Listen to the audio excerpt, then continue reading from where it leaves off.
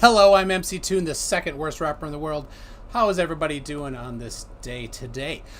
Tonight we have a second debate lined up. It is with Rayism 24B. And just a second, let me get him in here. All right, and he's audio only. So how you doing, Ray? I'm okay. How are you?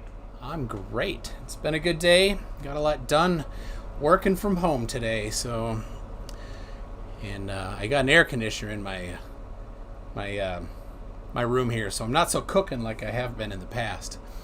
So that's good. It's hot and humid in Minnesota here. So, all right. Well, let me cover a couple things quick just before we get going. Just finished a debate an hour or so ago with Conspiracy Cats and myself and Gleam and the Plain Truth. If you haven't watched that, go ahead and watch that. It was pretty interesting. If this is your first time here, I'd love it if you subscribed, and if you like the video, click a thumbs up and tell me all about it in the comments. So with that, we're going to get into right into it here with Ray here. You mind if I call you Ray? That's fine. All right. Awesome. So Ray, do you want to introduce yourself a little bit, and not necessarily like present any claims or anything, just whatever you want people to maybe know. I have nothing to hide. My name is Ray Goodwin. I'm 57 years old. I live in Kansas City, Missouri. I worked about 27 years for the USDA. I was a surveyor, and I never realized while I was working that I was surveying what appears to be a flat Earth the whole time.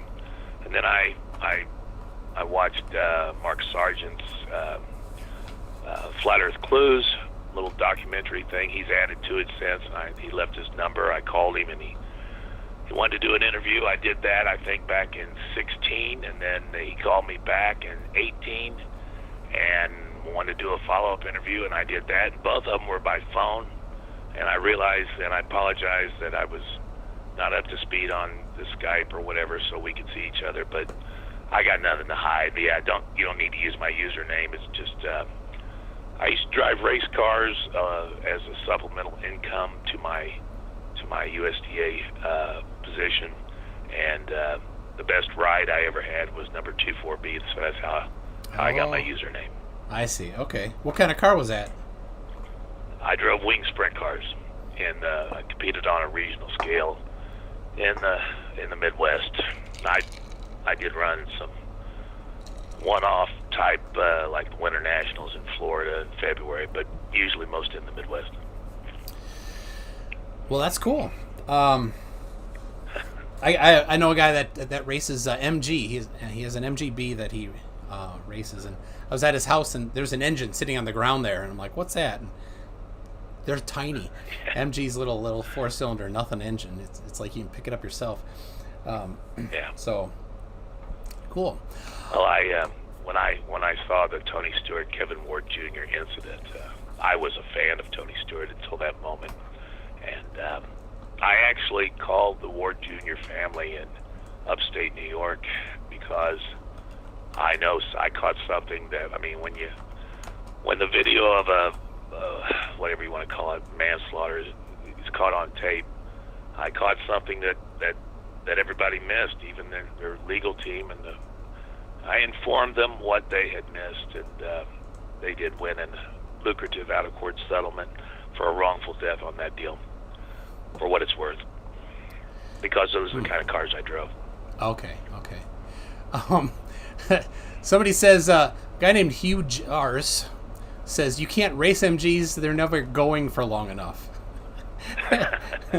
I had an MGB in high school myself. That's why I was interested. And I agree. I'd get 2 or 3 days before I had to do something to it. So somebody's wondering what kind of surveyor, what's the, is there a certification or something? What was the specific thing you did? I was trained by the USDA to do the surveying they wanted and needed done. You start out of college, we had different departments, but mainly you're working with farmers to build conservation practices that help conserve soil. Basically, we surveyed things that got built that managed, that stored, sped up, slowed down, conveyed, took underground, surface rainwater, terraces, waterways, diversions, farm ponds, grade stabilization structures, flood control structures, things that are made with earth and soil. Okay. We have somebody saying, a guy named Crashes says he'd be interested in the evidence in the Ward incident. So maybe you and he I would be happy to tell him at another time. Yeah. Crashes, I'll get you I would be more than happy to tell him. His email address, and maybe you could even have him on or something. But I'll go ahead I'll and give it to him, because I will talk to him. Yeah. All right, I'll do that. So, all right. So, is there a certification involved, or it's just trained by the USDA? I was trained. No, I wasn't certified. Well, that's not really. We had area engineers that would, like one engineer for a portion of the state. Back when I worked, the state was divided into 7 different areas. Missouri has 113 counties. Eventually, if you have a college degree, you eventually are promoted up into a position called district conservationist. And I climbed the ladder pretty quickly. I was a district conservationist for many years in Daviess County, Missouri, and back in like 96 or 97, we led the state in production. We built 110 miles of terraces that year, about 75 acres of waterways, 100 ponds. There was 1/10 of a cent, half of a tenth of a cent sales tax that went to conservation that generated $19 million, and our one county out of 113, we took the lion's share at like 1.7 of the 13 million that year. So I had the largest staff. I had a fleet of vehicles, 9 vehicles, and I was the youngest person in the office as the supervisor at 29. Anyway, that wouldn't be right. I might see. I was born in 60, whatever. Maybe make that 1998. But anyway, we had district. The state was divided into 7 areas, and there was an area engineer in each area, and he would evaluate you as far as your surveying ability, and you would get what they called an engineering job approval authority. So we independently state, and plus the state and federal government helped pay for some of these conservation practices. It's called cost share program. But we independently operated, and we each technical person that did survey work and worked with the contractors that had the bulldozers and scrapers and track hoes. Our signature, you'd have an engineering job approval authority up to so much based on your ability as evaluated by an engineer, and then our signature was the same as his signature, unless we were doing a job that was over our engineering job approval authority, and then he would have to sign off on it. But that would only entail maybe 5%. The other 95%, we didn't need him unless we ran into a problem that required a geologist. If you run into bedrock, build on a core trench for a dam, something like that. But so I don't know if that's certification or not, but my signature was the same as. Okay. Yeah, that's the kind of certification we had. Okay, so now when you did surveying, are you doing things on coordinates, right? No. You mean GPS coordinates? No. No, we section, township, and range. We've located our jobs by legal description. The northeast quarter of the southeast quarter of the north half of section 27 range. So how it was legal description. Okay, so how does that? So you never dealt with like the state plane systems. No. Okay. No, and if you're talking about the datums and stuff, they changed over the years. And each country has their own datum. It's just it's an imaginary average. That's how I understand it to be. No. If we needed to, any dam that we built, if it stored more than 5 acres of permanent pool area, or if the dam had over 25 feet of depth, then it had to be tied to elevation above sea level. The hazard class of the dam would go up, meaning if the dam would breach, there would be more of a chance of loss of life and property downstream. So when we were, and also it had to have a 5-to-1 front slope or riprap to counteract the wave action. When you get a pool of water that large, the waves start to become destructive and erosive. So go ahead. If it's elevation data, do you mean by saying that, do you mean that is not then what you did, or that is what you did? That's what we did. And when I say they had to be those jobs that were that big or higher or bigger, and we built lots of those, they had to be tied to elevation above sea level. And how did you establish that? Well, that's what most people in this mystery of the size, shape of the Earth don't know, is that for the last 100 years, the United States Department of Interior have set these benchmark monuments all over North America, and I'm talking tens of thousands of them. And like the county I worked in, Davies County, there were, I think, the locations of these things are kept at the records office of every county courthouse in the country. And if we needed to go off of a benchmark, the farmers knew where they were. They know their land. I seldom had to go look for one. They just take it to them because they knew where they were. But they're just a steel plate set in stone that's engraved.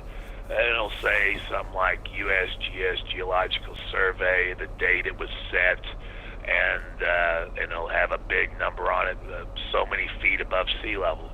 So on those surveys, and sometimes we had to go quite a ways away from where the survey was. We would have to start and end our survey on those benchmarks right on top of it. That's where you set up the instrument. You go off the benchmark, you determine your height of instrument, and from that point, you go to your area where you're going to survey this thing. You survey it. Sometimes several days later, you come back down to the same benchmark. So how would you get elevation off a benchmark? It's written right. It's engraved on a steel plate. But transfer that to somewhere else where you want to know the elevation of something else. Like what? Well, how did you, if you know the elevation of a benchmark and you want to see the top of this hill, how did you get the elevation of the top of the hill? You would carry the elevation up the hill. From that benchmark, you would just, it's called making it, anytime you relocate the transit, it's called making a turn. The foresight becomes a backside. You recalculate your HI, which is height of instrument, and you would just go up the hill carrying your elevation, depending on how tall your rod is. When I first started, we had heavy wooden rods that had a hinge in the middle that were 12 feet tall, and then they became lightweight fiberglass telescoping rods that were 24 feet tall. But the thing about it is, and whoever your audience is, I can't cover this. You call any, and I'm talking about any land survey company, and just ask them one question: do you close your circuits? And what that means is a land survey has to start and finish at the same place. It's called zeroing out. If you can't zero out or close within tolerance, your survey is invalid. It's worthless. Cease and desist. Everything comes to a stop because there's a mistake somewhere. And I've been on surveys where we've made 10, 12, 15. Hell, I was on a survey when I first started in Sullivan County, Missouri. We were building these flood control structures. They were ugly because the primary spillway was, it looked like this huge dam that was always half full because the primary spillway was so far down. But they were built not for recreation or fishing. They were built for flood control, and the idea was to store water up and then let it out at a slower rate. You could dam up the Mississippi River and run it through a straw if you had enough storage. And these those structures had to be tied to elevation above sea level. And I do remember in Sullivan County, Milan, Missouri, and this was really early when I was just out of college.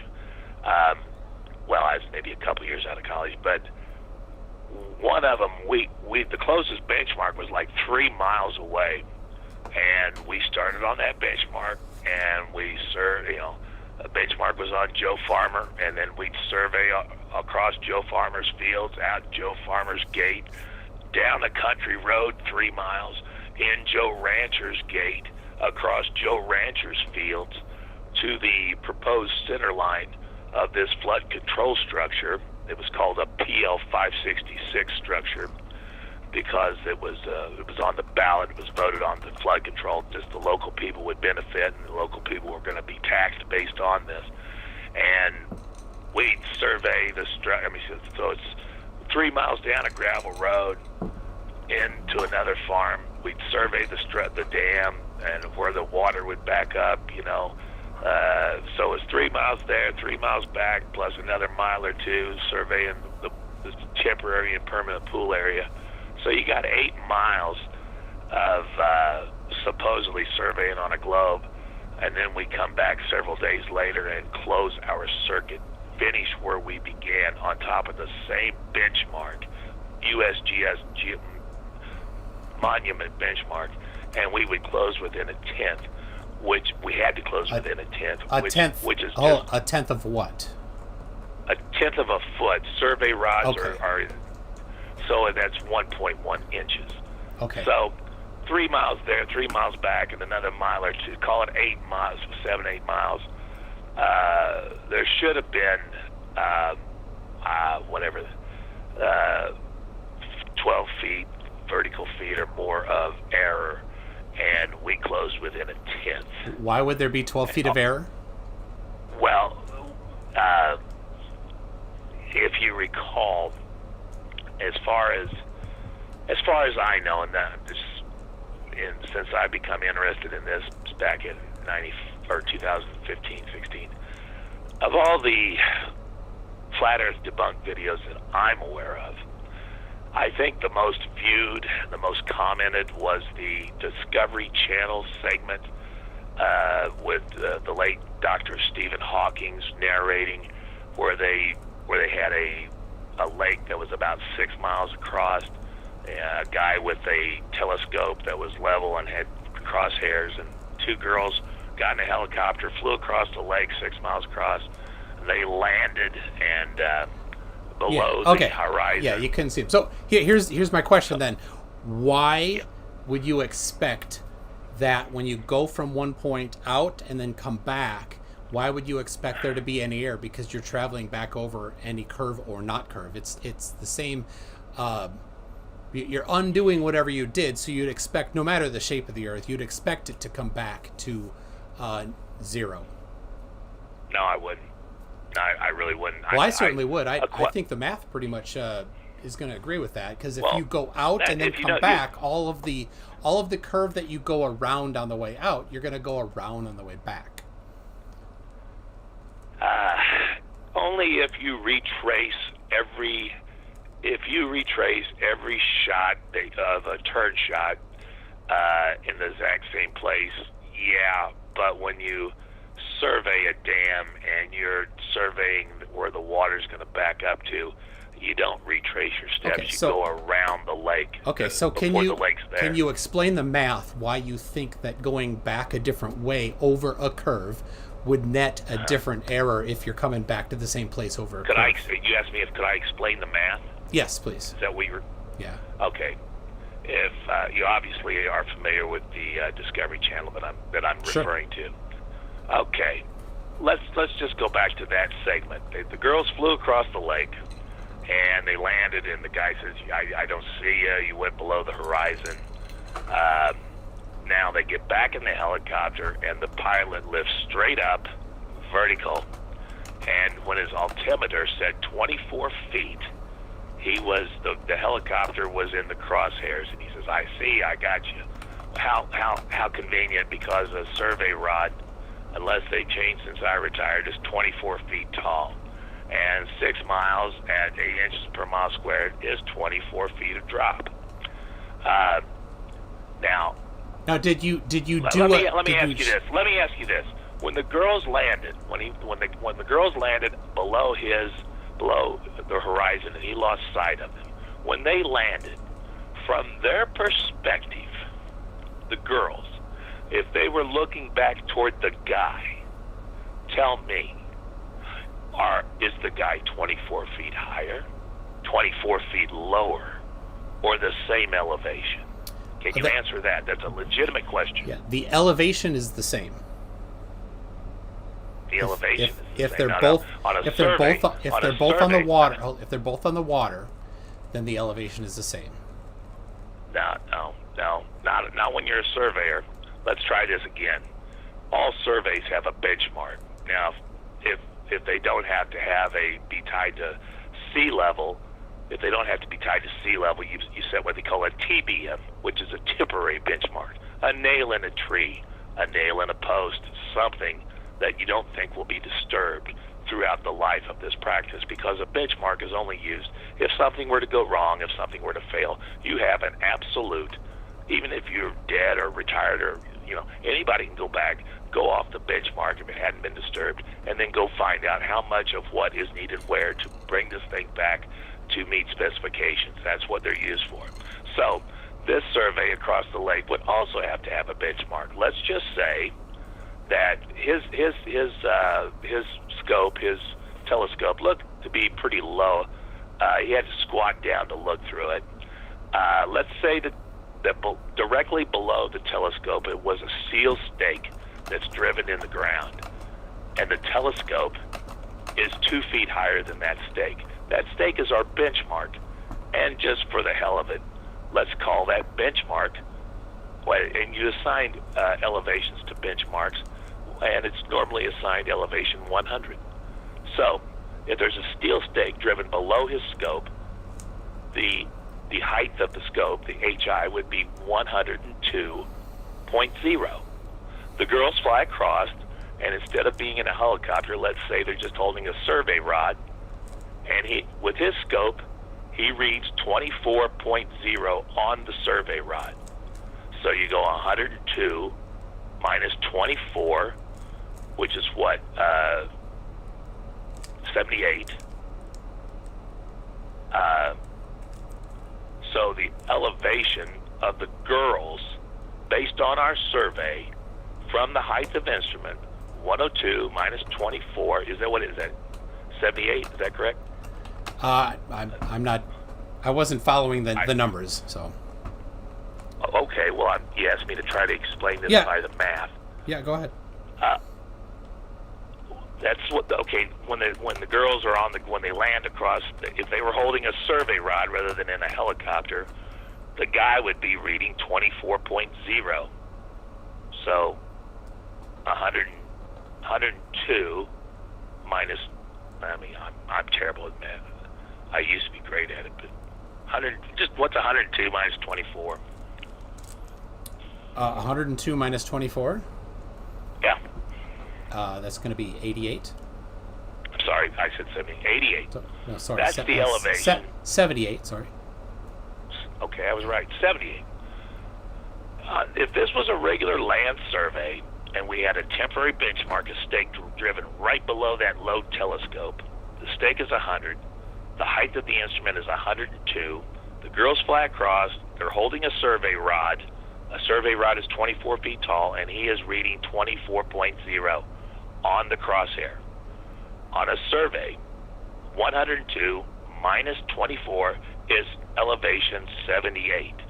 So when I said, from the girl's perspective, looking back at the guy, you said they were the same elevation. No, they are not. Not with the survey equipment we use. The guy is 24 feet higher than the girls.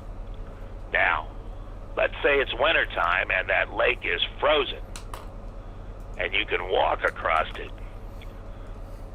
Like I said, a turn is when you relocate the instrument. He picks up his scope, he walks across the frozen lake to where the girls are standing with a 24-foot tall rod. he resets up his scope that's more comfortable. He can stand and look through it. He sets his scope up at 5 feet high. So foresight becomes a backside. You recalculate your HI. 78 plus 5 is 83. Your height of instrument, based on that stake where we started, is now 83. The girls are standing there.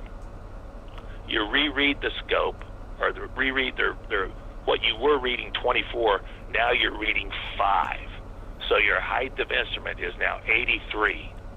Now, give me the shots across that frozen lake that's going to bring you back to close your circuit and zero out on 100. Impossible. Impossible. Yeah, I don't think so at all. What I'm saying. Okay, give me the shots. You're at 85. You're at 83. Your height of instrument is 83. The girls are there, and you're going to send them back walking across the frozen lake. Give me the shots you need to get back to 100. Yeah. So you're at 83. Are you doing one shot across 6 miles? That's what the guy did. Yeah. Now, but he used a telescope. I never. Yeah. I called. There's a place that specializes in this type of equipment in Wichita, Kansas. They did not have a telescope that had crosshairs that was capable of reading something from 6 miles across. So whoever did the Discovery Channel show, that was a special tool. Right now, when I retired, we used Leitz self-leveling transits. They were good. They were tough. They got bounced around in trucks. They got checked every year. If you had an office that had 10 or 12 of them, there might be one that needed to be sent back. It doesn't matter. Year. Let's not talk about those details. Well, I'm just saying. The one shot for 6 miles, I couldn't find it. I called a specialty place. I couldn't find a tool that could do that. When I retired, we used Leitz self-leveling. They were good. You could read. They were good for a quarter mile. Today, right now, Topcon produces one that claims to be reliable to a half a mile. Okay. 2,640 feet. So,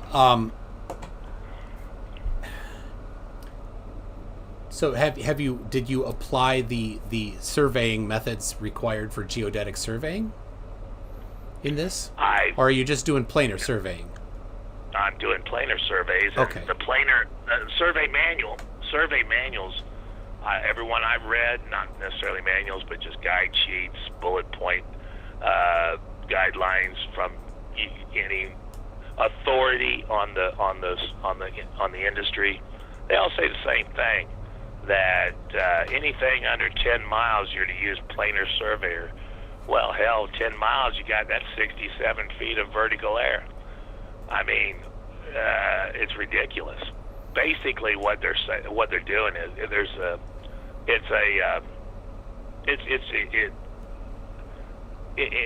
the industry I worked, it's just the curve of Earth would have to be accounted for with pretty much any survey, not just anything over 10 miles. By saying that, that's pretty much every survey.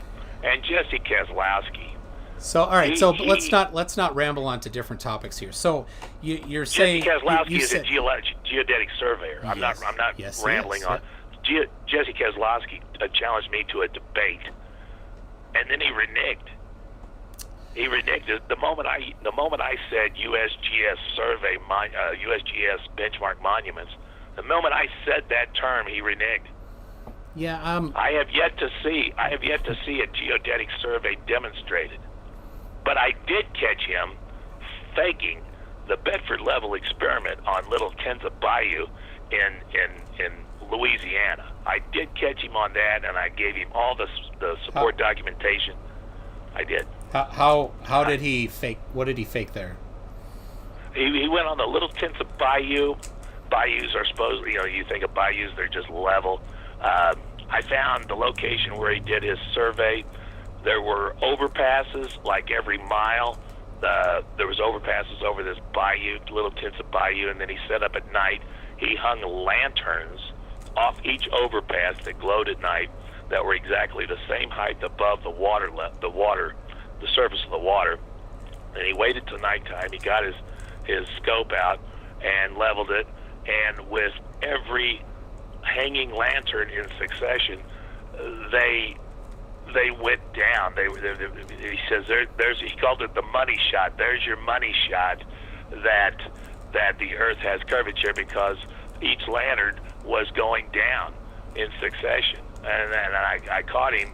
I found out where he did his experiment, recreating the Bedford level, and I used First, I used Louisiana Fish and Wildlife reports.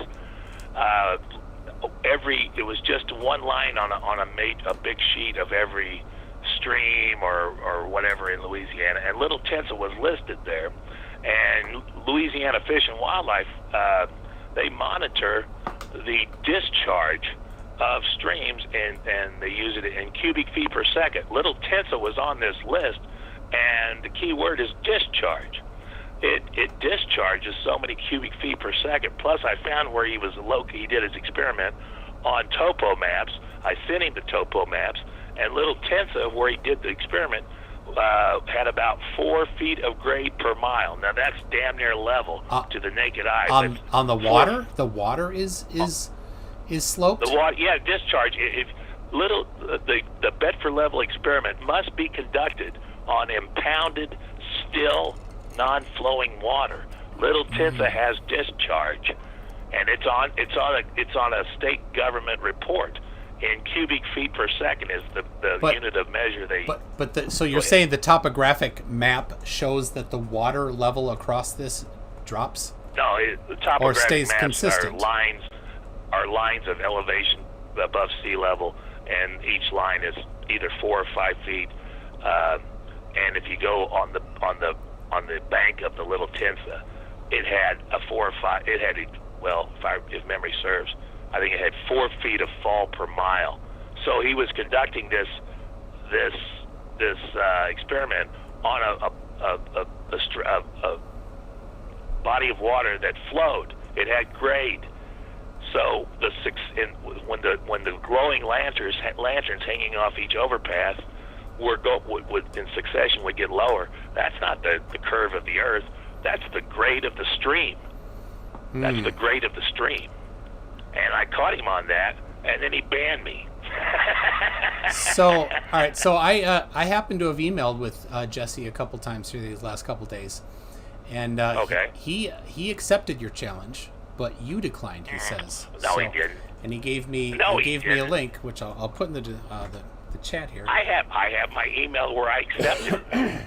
So I had my email where I accepted it.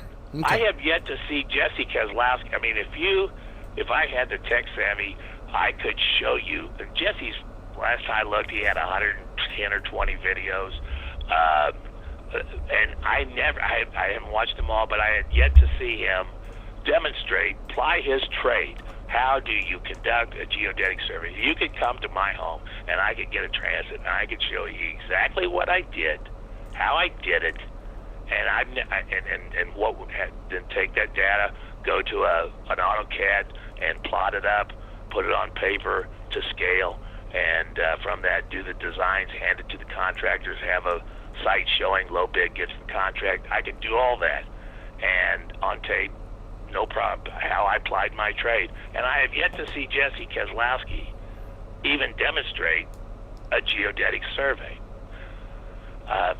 So I would disagree. I did accept his challenge, and it never came about. And I know when I mentioned USGS benchmarks, his attitude changed. I mean, if you want to get on, what happened here? You left my screen. If you want to get on, just go to just search USGS benchmarks and go to images. About 3 rows down, you'll see a benchmark that has a GPS locator on top of the benchmark. The benchmark was set in 1962 or 67, sometime like, and the coordinates and the elevation from the GPS receiver is identical. This thing was set before they had handheld calculators. There's 2 guys out in the middle of nowhere, and I'm saying that it cannot. if you look up USGS benchmarks on a Google search, there'll be a steel plate with a GPS receiver. Yep. I think it was set in the 60s. Anyway, it's accurate. The GPS receiver and the benchmark, engraved benchmark, says, I don't know, 2,000 some feet above sea level, and it's to the nuts accurate. Why is that? Why is that a problem? That sounds like they did a great job because at their trade. Well, why is it a problem? Because in the 60s, that was before a Texas Instrument handheld calculator. So to set that benchmark accurately in the 60s, and there's one that's even back. Did you find it? Yeah, there it is. That's the one. That's the one. 1964. Okay. Yeah, they did a great job. 1964. So I was 2 years old. No, there were no handheld calculators. And look, the GPS receiver, it is identical to the elevation above sea level. So how the hell they set that accurately in 1964? Well, I'll tell you how. Okay. I'll tell you how. Let's hear it. They carried elevation. That survey began with a rod man who had wet feet standing in the ocean. And they carried that at wherever that's at. They carried that elevation all the way across the country, and they set it based on sea level. To set it right on a globe, they would have had to determine that on a globe that the sea would have been 2,753 feet above. They would have had to determine in 1964. They would have had to figure out that on a globe the sea would have been 2,753 feet directly beneath their feet on a globe. Why is that? Do that? Why is that hard to do? There's techniques to do that. There is. In 64, you would have to go in a 360. There were in the 1800s. You'd have to go in a 360-degree circle around that steel plate. I mean, not just 360 degrees, every second and every minute between those degrees, and determine how far away from the sea you are in that direction, all the way around that thing. So for it I think figure out. I think there's maybe different techniques to do that, but you don't know what they are. It sounds like geodetic surveyors have geodetic surveyors, and I don't know the details, but I've read what I can. I understand the math. They don't just start at one point and then figure out where the sea level is. They start, like you said, with wet feet. They get the position at one spot, and then there's techniques using the radius of the Earth to get different elevations as they travel across. There's techniques to do that. Just because you don't know what they are doesn't mean that you need to invent however you might want to do it, right? There's other ways to do it. Well, I don't know in 1964 how you could have done it without knowing how far you are away from the sea in every direction off of 360 in each degree around the circle. You would have to know how far you are away from the sea to then determine what the sea would be directly beneath your feet. I think, like I said, there's other techniques than what you just described. Absolutely, if there are, I'm not aware of them. Have I seen them demonstrated. And I don't question that you don't know these things, but there are huge books on geodetic surveying that you've not looked at. So saying that you don't know how to do it, that's fine. But there's techniques, and if you read those books, then you would know, right? Or took the classes like different people do, right? There's ways to know this. So I don't know why that seems to be such a challenge. It's there's ways to do it on a spherical surface, and they use them. So if you look, in those first few rows, you'll find one from 1913 that's set on top of White Mountain in Eno County, California. It's 14,242 feet above sea level, I think.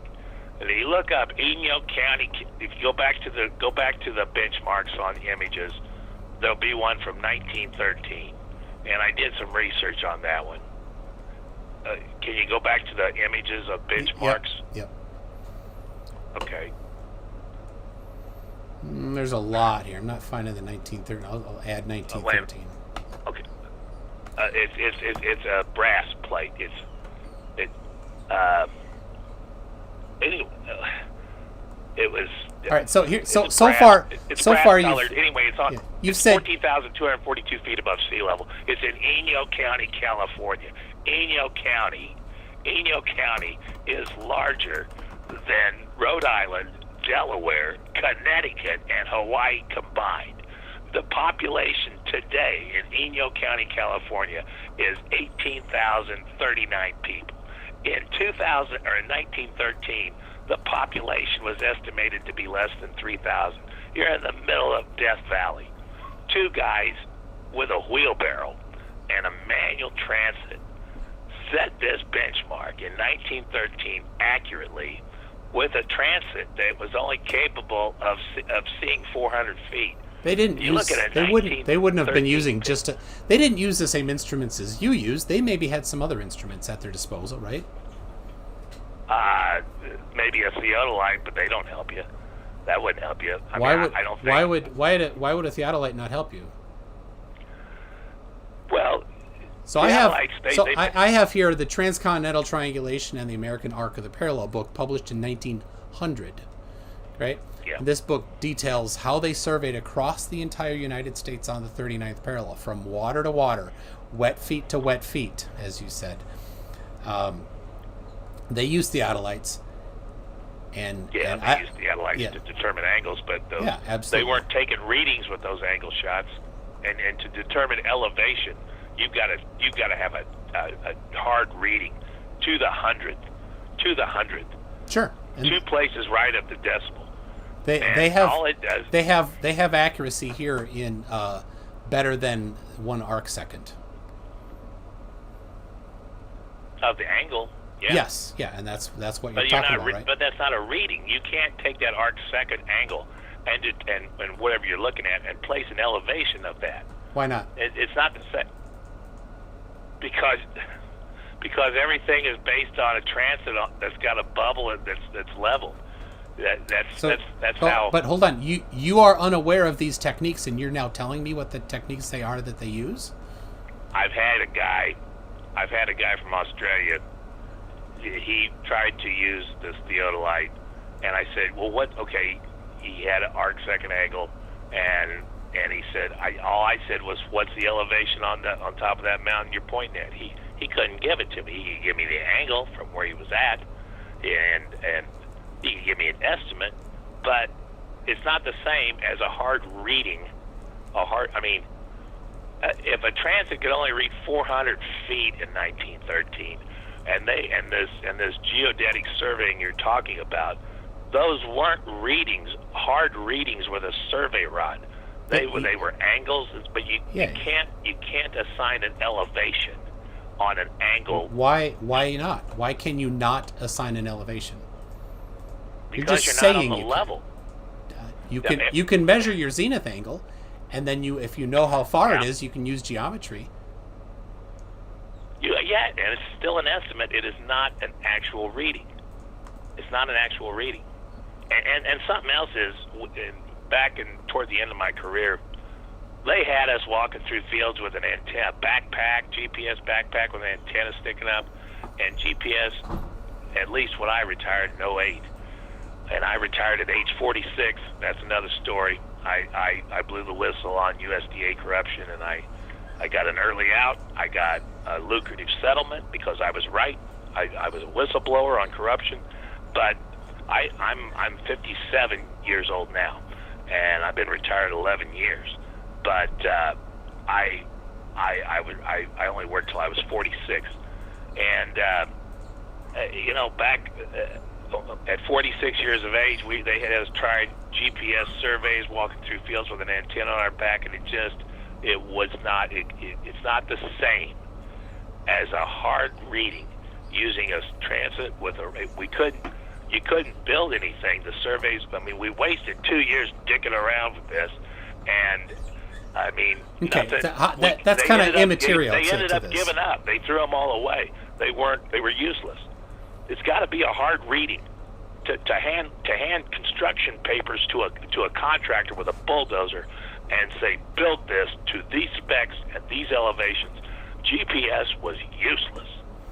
So how do you imagine that they got that 2,700 foot accurate?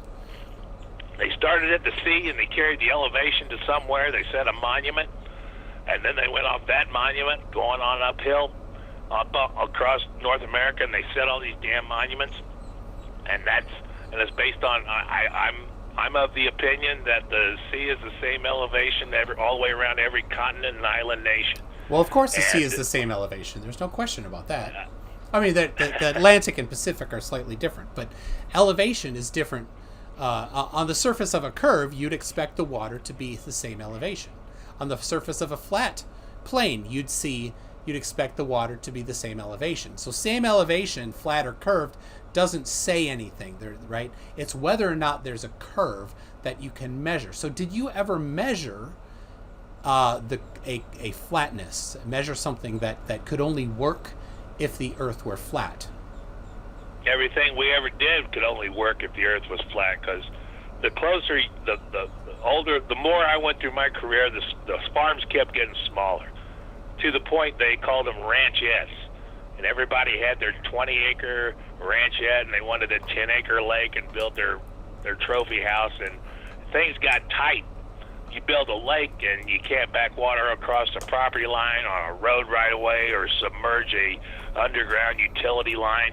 Things got tight, and if we were on a globe, some of these practices we'd had lawsuits, we'd had tort claims. Can you quantify that, or is it just something you're going to say? Sure. Like a terrace system is a series of little humps across the crop field to reduce the length of slope and reduce erosion. It's not uncommon to have a terrace that was 2,000 feet long. Okay. Well, 2,000 feet long on a globe. The last, I don't know, 200-300 feet, the damn thing would flow backwards, or not, would have reverse grade. If we handed the construction plans to the contractor. So hold on, 2,000 feet. That's less than half a mile. Right. Okay, and so how much curve would there be on the globe? Okay, let's see. On a half mile, I sent you the math. Hang on, let me go back. I do have that reference. Let's see. The math I sent you the other day, it was to Wolfie, the pilot. I just forwarded it to you. Hang on. Here it is. Okay, let's see. Using a TopCon, in 2020, look it up, go to their website. Their TopCon's best transit's reliable, they claim, to a half a mile. Half a mile has 1.67 inches of drop, 1.67 inches of drop in 2,640 feet on a globe of given size and shape. So, a 2,000 foot long terrace, you'd have, the globe would be a little over an inch of drop in that terrace, and a terrace has positive grade. It either flows to an underground outlet riser or it flows to a waterway. So what's the margin of error on building, like when you build a dirt terrace or whatever the terrace is made out of? In all honesty, there are some errors, and the terrace channels maybe terraces aren't a good example of a practice that would malfunction, but if there are some errors, they usually silt in and fix themselves, to be honest. Okay. But let's see, what would be another but I mean, an inch, if you were to the nuts and a guy wanted to build a pond as big as he could fit into his 20-acre ranchette, and he wanted as much water, and it was back in water half mile, which is common, and you could an inch could back water a little bit across his property line or across a road right away, and you got a lawsuit on your hands. I worked 27 years, and we never had any lawsuits. And I'm just saying, if we were really surveying on a globe, it would have messed up some things.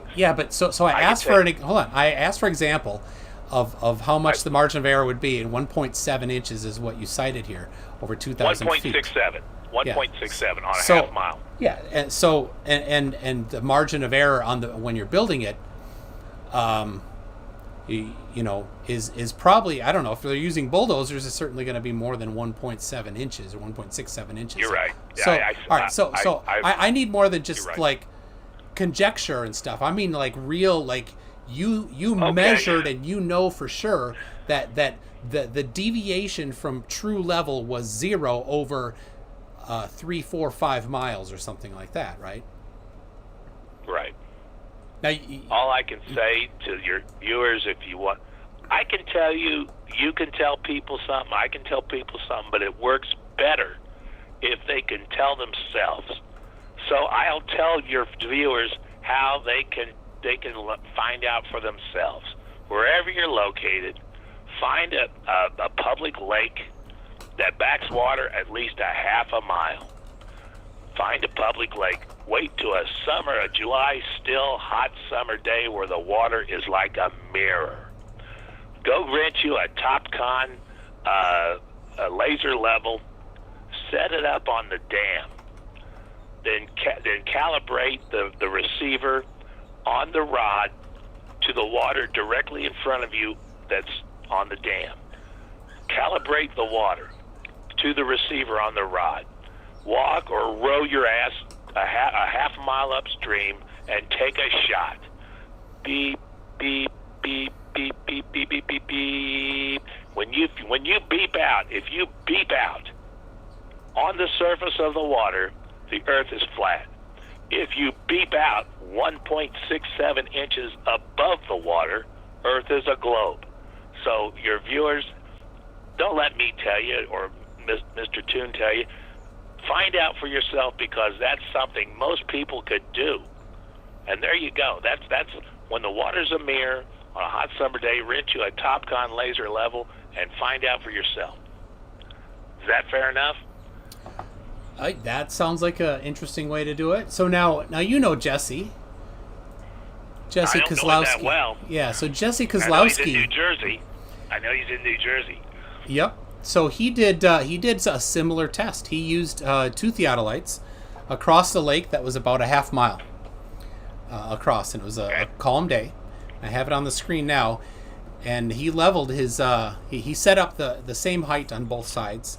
He put a nail in the water at a certain elevation above the water. He measured, and then he went off of that, right, so that both of his theodolite targets were at the same elevation. Went to one side and leveled it, and then shot across, and it's over the top of the other theodolite. Did he show his bubble in the middle? Did he show on his instrument? Did he prove it? Did he put the camera on the bubble? I think this is an auto level on this one, actually, but I'll scroll here a little bit, see what he has. Oh no, this is an older one. It's his. Is it Wild? Is that the brand? Oh yeah, there you go. There's the bubble. He did? Yep, he shows the bubble. I'm not familiar with. I've seen some of Jesse's stuff, and I've talked to him over on comment sections and stuff. But I'm sorry, I can't. Yeah. So I can't. So then he did it. Then he went to the other side, right? Yeah. And he measured from the other side back to the same, the place he was at, and it's above. Again, It's a what? When he leveled his instrument and he shot across and set up the crosshairs, it's above the target on the other side. So both sides, he measured and they're angled up in relation to each other. So these are reciprocal zenith angles, and they. Well, that's similar to what the Discovery Channel showed. Did they use theodolites in the Discovery Channel? No, they used a telescope that had a crosshair that could okay. see a helicopter from 6 miles away, but on a smaller scale, basically he did what the Discovery Channel. Now was that telescope that they used, was it leveled? Did they say? Had to have been, or yeah, Okay, I think it so- was. It had some digital. It had. Okay. It was a high performance. I called a specialty store that in Wichita, Kansas, and I was trying to find something like that. They could have brought it from anywhere in the country, of course. The Discovery Channel has a good budget, don't they? That's true. So, That's true. all right. So here is, and I don't know if you're going to see it on the screen too much. But I see it. Yeah, I see it. His final results. He took 6 sets of measurements He took zenith angles and then added them, and he got 25 arc seconds over 180 on them, giving him a drop of 0.15 feet over 0.48 miles. Let me get my screen blown up here so I can read it better. I know it's a little difficult to see, but especially when you're my age and I don't have my readers on here, I can go 150%. Hang on. That didn't help. Oh, that just does the text. That's not the. Oh yeah, that won't make the screen. I can zoom in a little bit. I'll go full screen. I'll go full screen. I messed it up. Yeah, I can see it. It'll mess up here in a second. I tried to zoom in and it jumped it off the screen. All right. All I can say is the frozen lake on the Discovery Channel. If the lake was frozen, you could walk across it by a planar surveyor using planar principles. Okay, no, hold on. I showed you this. Let's not change topics here. Okay. Right. This is a licensed in the state of New Jersey geodetic surveyor. Okay, using the instruments he uses every day, right? And he did angles in both directions so that any collimation errors were neutralized, right? As he did it, right? You take it, you flip the scope, you twist it the other way so that anything that's too far vertical up is now the same amount vertical down. So it eliminates errors due to collimation, right? I'm just looking at this diagram of Jesse's here. His label of vertical line of sight. It says visual line of sight. Yep. Excuse me, visual line. My eyesight. Visual line of sight. Our line of sight when I surveyed was our line of sight through the scope. Your line of sight was through. His line of sight appears to be what's level, the horizontal plane. Our line of sight was what we were seeing through the scope. So what he labels as horizontal plane, we labeled that our line of sight.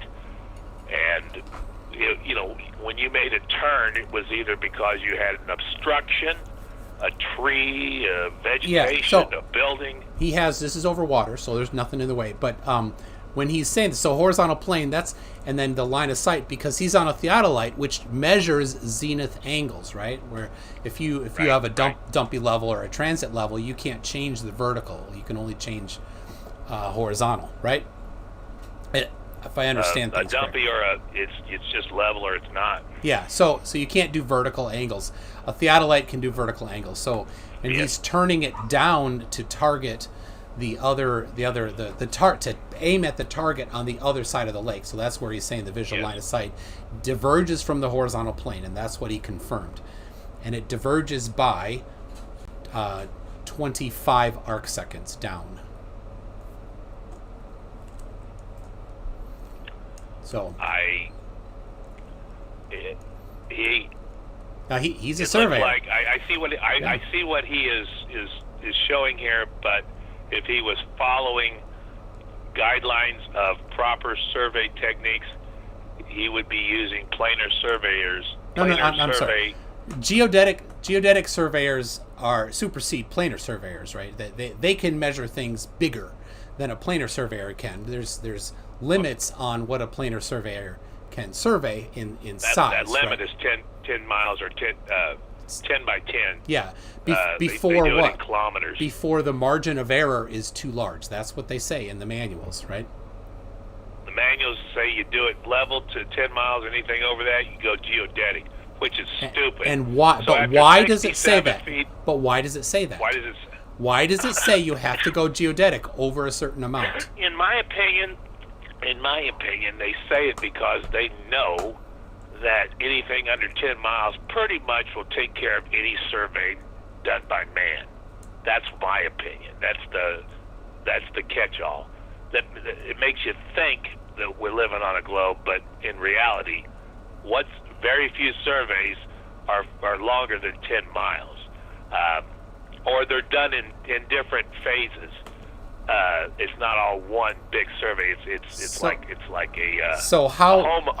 how was the border of the state of Missouri surveyed, with planar surveyors or geodetic surveyors? Well, I don't know. The one border is done by the Mississippi River. Sure. That the east border is the Mississippi River up into St. Louis. That's from St. Louis down to the Boot Hill. That's what determines the border there. As far as Oklahoma and Missouri, surrounded by more states than any state in the country, we got more contiguous states. But no, I don't know how they determine that. That would be geodetic surveyors, not planar surveyors. Now, the state of Missouri, I don't know if you know this. It sounds like you didn't get into it too much, but the state of Missouri has 3 planar survey systems. I did see that. State plane coordinate systems of 1983. I think that's the official you're using, and they're vertical. Missouri is they're vertically positioned. In Minnesota, we're a taller state than Missouri, but ours are horizontal. So yours, the 3 that you are in Missouri, do you know what projection they use? Projection? Yeah. So all of these state plane coordinate systems reference the projection that's used. No, I don't know. Okay, so in Missouri, the vertical ones are transverse Mercator projections. That's where you take a sphere, put a cylinder over it, and match it right along one line of meridian or 2 lines of meridian. And then those are the scale on those are accurate, and everything else is over or under if they're in the middle. So there's just a few states that have that: Mississippi, Alabama, Georgia, Florida uses a couple different ones actually, but the rest of them, almost all the rest of them, use their horizontal, and those are Lambert conformal conic projections.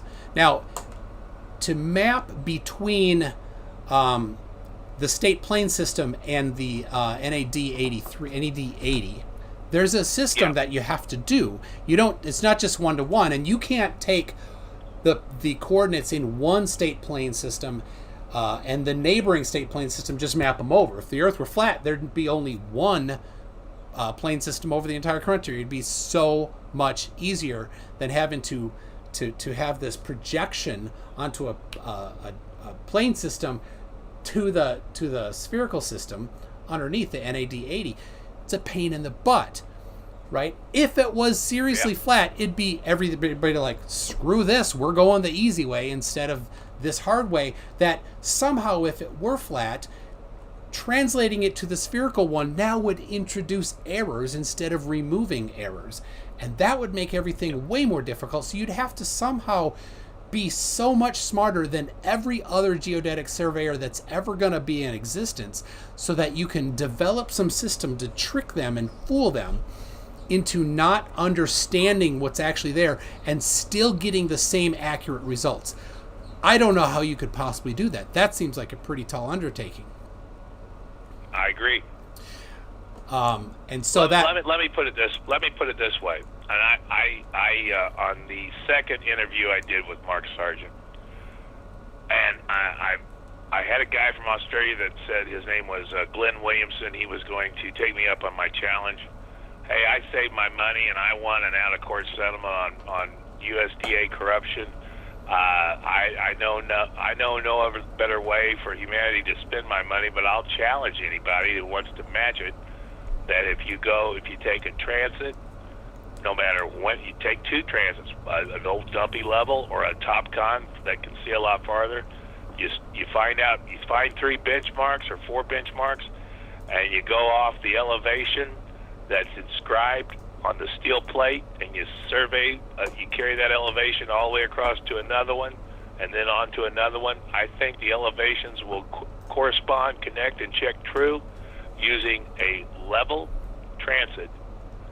And if I'm wrong, well, there's no reason. There's no reason why that should not happen.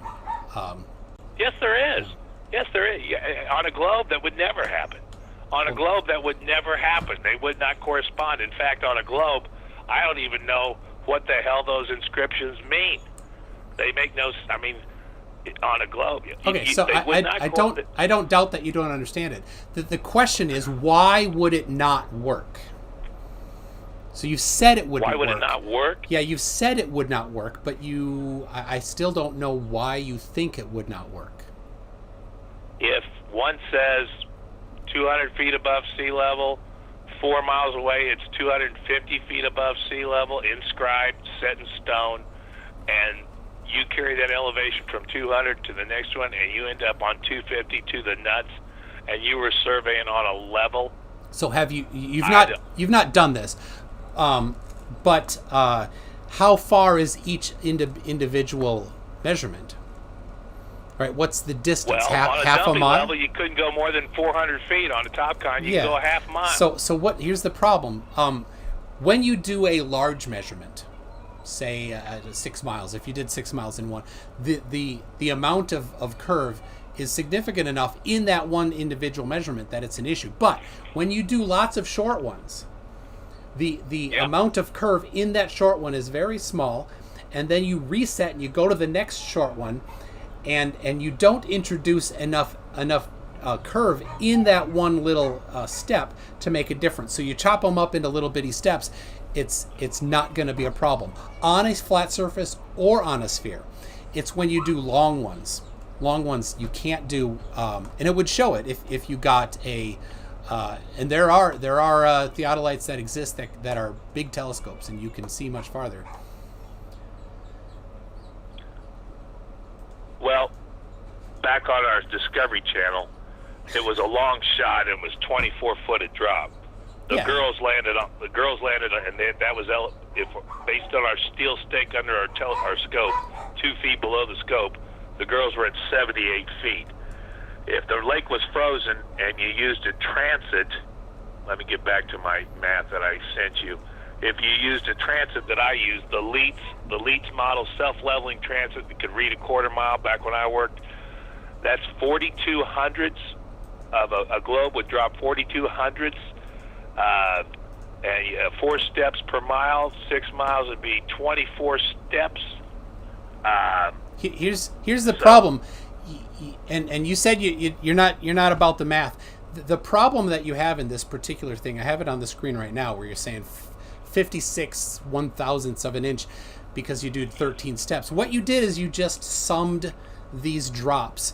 You did not put them into a second order polynomial, which is what you must do on a curved surface. So if you want to disprove the spherical Earth, you need to do it using the correct math, and all you did was sum it. You didn't put it into a second order polynomial.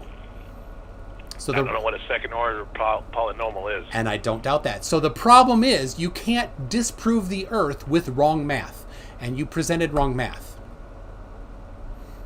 I don't understand how it's wrong. Because you didn't put it into a second. Steps, that's a dumpy level. You did not. So hold on. The instrument I used. You need to put it into a second order polynomial. So here's the thing. You've heard this 8 inches per what? The drop. Well, I've heard 8 inches per mile squared. There you go. It's only the squared is a second order polynomial.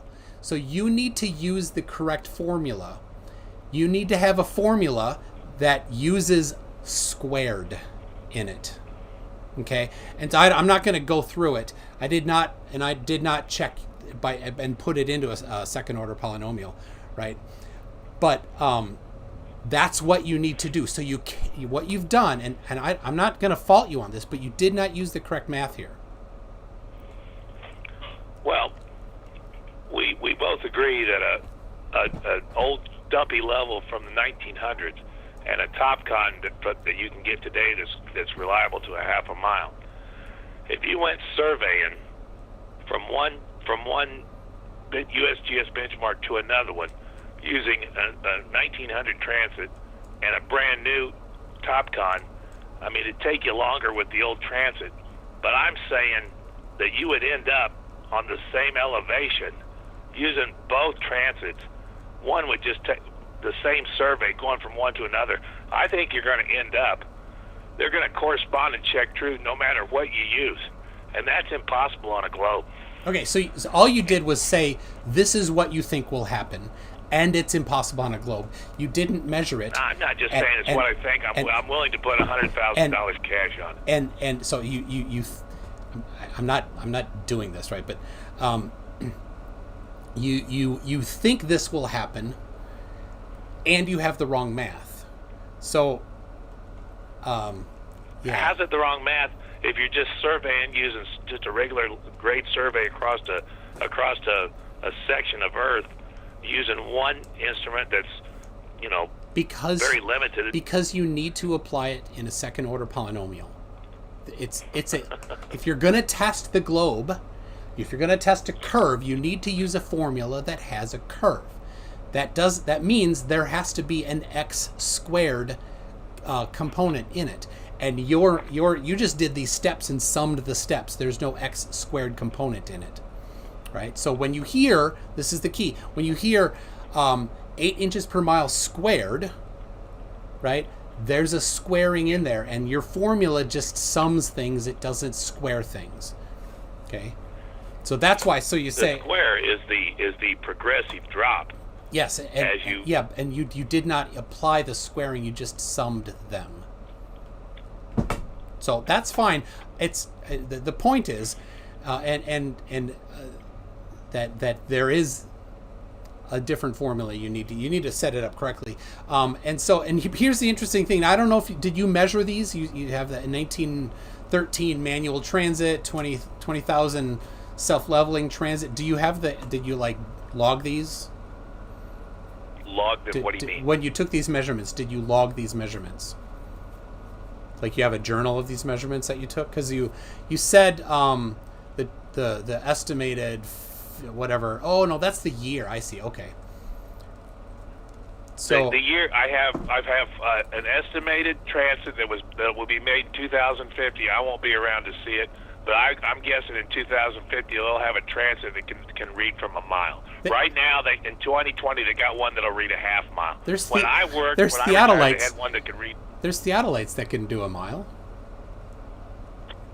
A mile and read the rod to the 100th. I doubt that. Just turn the angle. I doubt that. You got to read the rod to the 100th.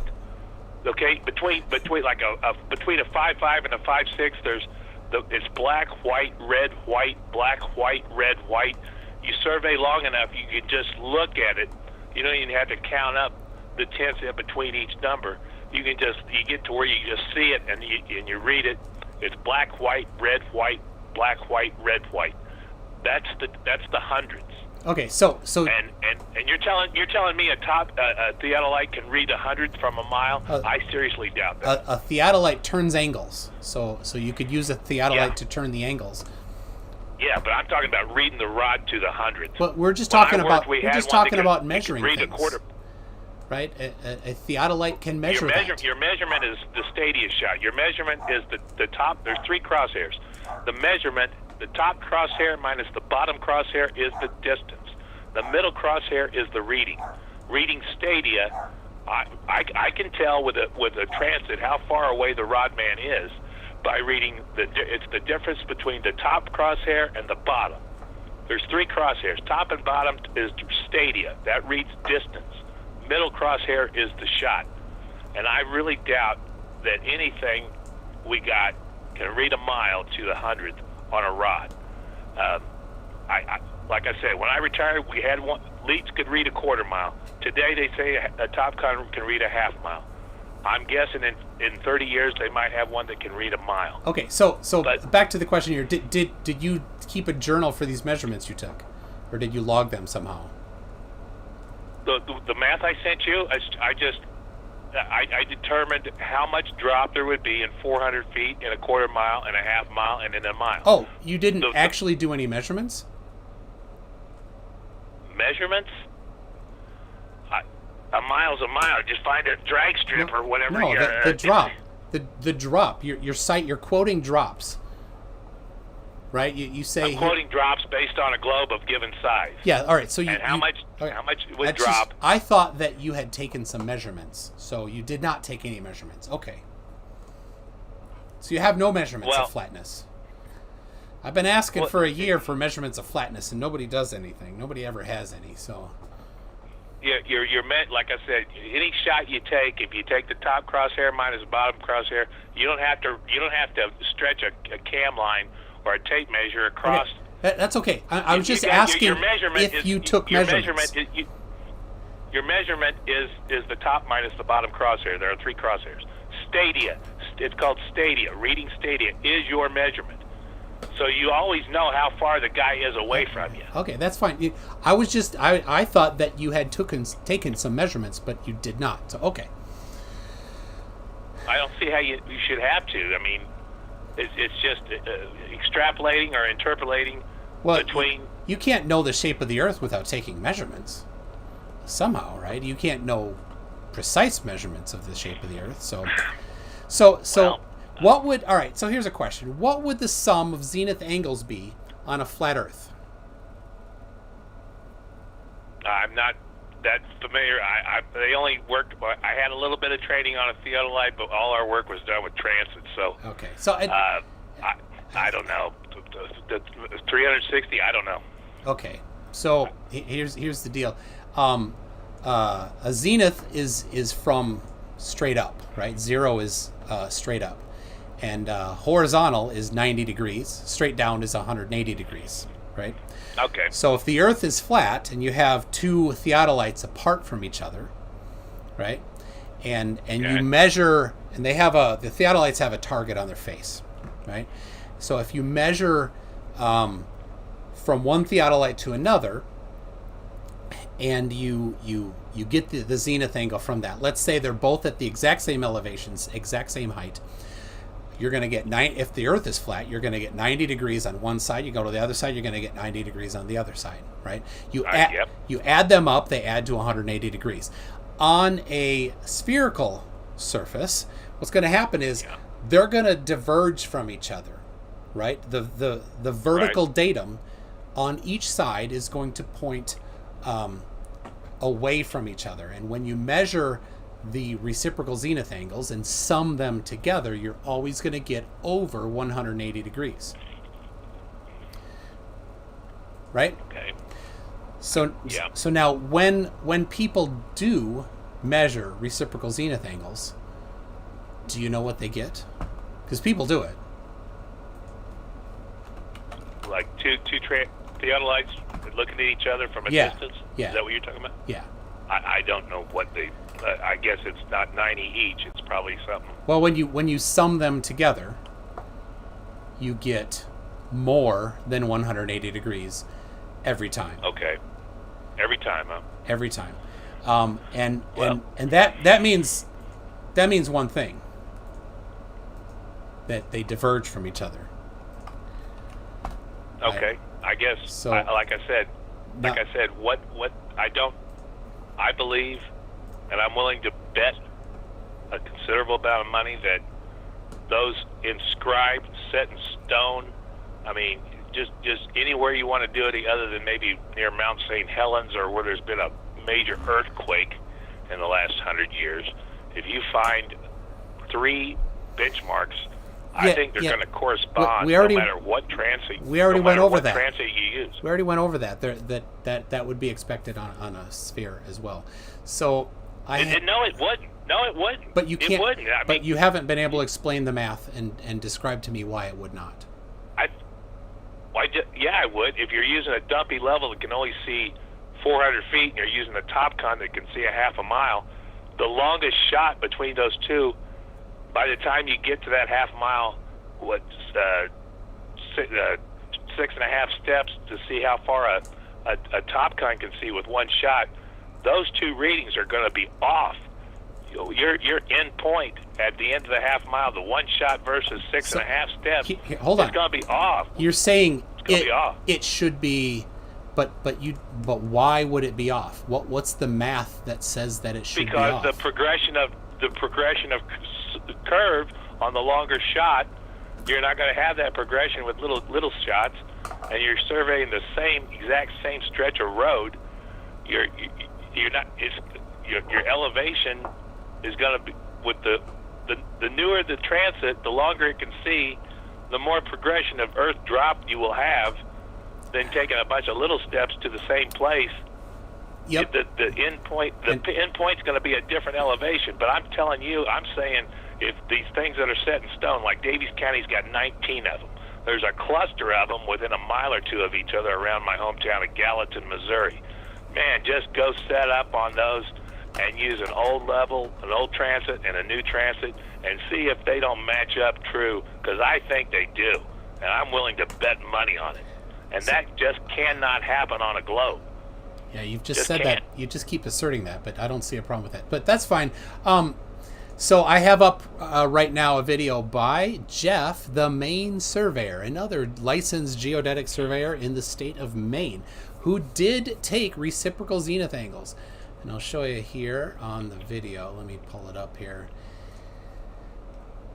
Here's the top of the hill, and there is his theodolite at the top of the hill.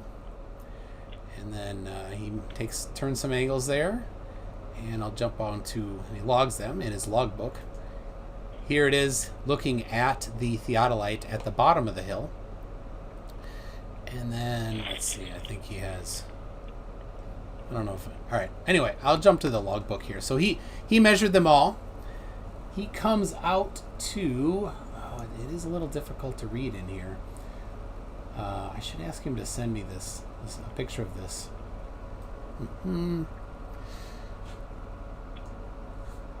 Oh, he put it in the comments here too. He came out with 17.1 arc seconds more than 180 degrees in this one. Does he have any shot where he's taken a reading with using a rod? No. A survey rod? No, why would he do that? No. He has better than that. He has a theodolite. That's way better than a survey rod. No, it's not. You're just made. Yeah, it is. It's way better. This is like there's a subset of surveying that's planar surveying, and then the superset has theodolites in it that are way better. So, and are more flexible and can do things that planar surveying and rod-based surveying cannot do. So, well, he's got to know the elevations of every shot. And if you're surveying something that's going to get built... When you're doing reciprocal zenith angles, you don't need to. Reciprocal zenith angles... Hand that to a contractor. Hand that to a contractor. This isn't for a contractor. This is to measure the shape of the Earth. Right? You don't hand the shape of the Earth to a contractor. They don't care about that. They know it's a sphere. So let me do this. Do you notice how many degrees are in a triangle? Just a flat triangle. 180. All right. Now on the surface of a sphere, how many degrees are in a triangle? On a surface, it's depends on the size of the sphere, I think. It depends on the size of the triangle. This is so my sister was taking a math class in college, and she needed me to tutor her, and this was the topic: spherical triangles. So this is a college level math. Some people would hit it in high school, but the point is that on the surface of a sphere, every triangle is more than 180 degrees and less than 540 degrees. Okay. All right, and I have up right now from Wolfram.com, because they write some high-end math software, showing a triangle. So now there's something they call spherical excess. If you measure a triangle and there's more than 180 degrees, the amount over 180 degrees is called the spherical excess. Okay. Right? So surveyors with theodolites can do that, and they have. I had it up here, yes. The transcontinental triangulation and the American arc of the parallel, which is up right here on the screen here. They measured lots of triangles because that's what geodetic surveyors do. They measure triangles. And this particular page here has 3 peaks: Ogden Peak to the SL Southeast base and the SL Northwest base, and they measured a triangle there. 30 degrees, 10 minutes, 56.378 arc seconds, 11 1,000 meters. So it's 11 kilometers, 21 kilometers, 21 kilometers. They did these with theodolites, big ones with telescopes. And they measured a spherical excess of 0.589 arc seconds. Okay. This one, 0.506 arc seconds. 582 arc seconds. 1.673 arc seconds. All of these triangles, every one of them, has more than 180 degrees. I have another one here. 62 arc seconds.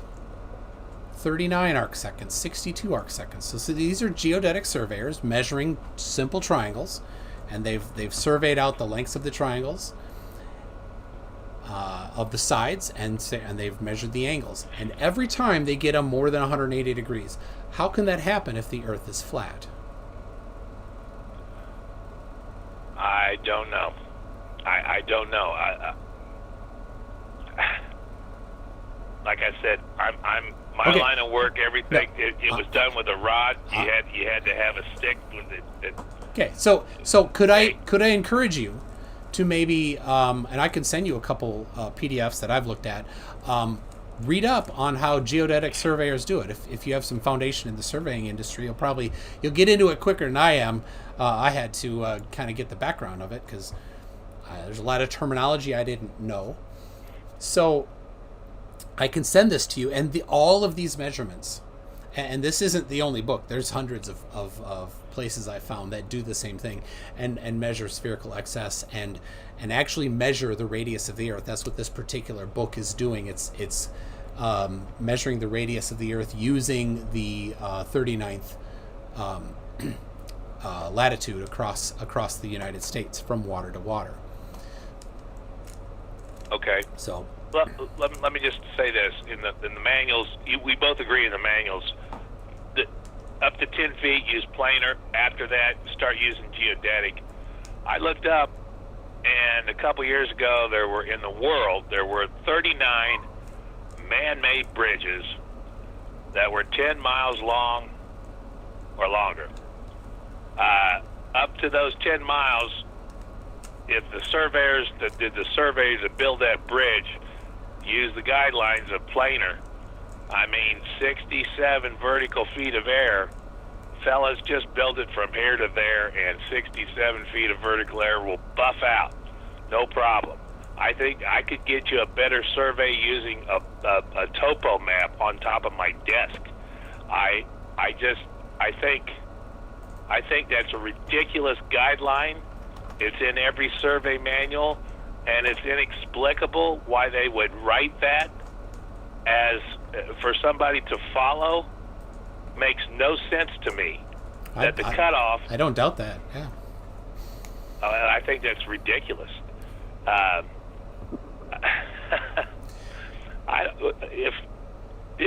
sent you one other piece of math. A lot of flat earthers and globe earthers they look at ISS, the thing that's been up there 20 years, our space station, and I did some math that when Bumgardner broke terminal velocity on his Red Bull jump, he was going. He started tumbling spread eagle out of control, and he broke vertical velocity, terminal velocity. I took his rate of fall, and then I took the NASA's figures. It's going about 17,000 miles an hour in orbit, and based on NASA figures and using what gravity pulled Bumgardner's ass down out of that gondola, I don't see how the ISS could stay in orbit for 20 hours, much less 20 years. That's what I sent you. This number two. Yep, it's up on the screen now. At 17,000 miles an hour, they say the ISS is orbiting. Land speed that a pilot uses, is 4.72 miles per second. And Bumgardner's rate of fall, if the ISS was falling, and that was when Bumgardner lost control and was just spread eagle tumbling. if the ISS, if gravity was pulling it down at the same rate, the ISS would have to be going 28 land speed of 28 miles per second, or 100,810 miles per hour orbiting speed, for it to stay in orbit and not fall down. Why? But they're saying it's only going 17,000 miles per hour. How did you get that number? Well, I took the numbers off NASA's website and I took it off Wikipedia on the Red Bull jump. Yeah, but how did you get the 28 miles per second? Where did that come from? 28 miles per second.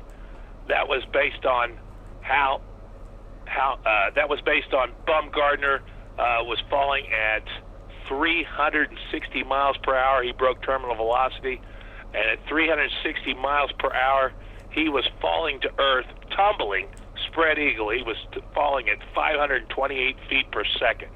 So I took the 528 feet per second gravity fall, and then how fast horizontally or land speed for the Earth's curvature to fall out from underneath the ISS to keep it in orbit. That's how I got the 28 miles per second land speed, or which is 100,810 miles per hour, which is 5.5 times faster than what they say it's orbiting. Yeah, but I don't see where you're getting that number from. That's my confusion. Which number do you not see? 28 miles per second. Where did that come from? How did you get that number?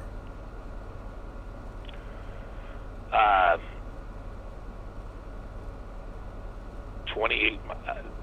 Let me think.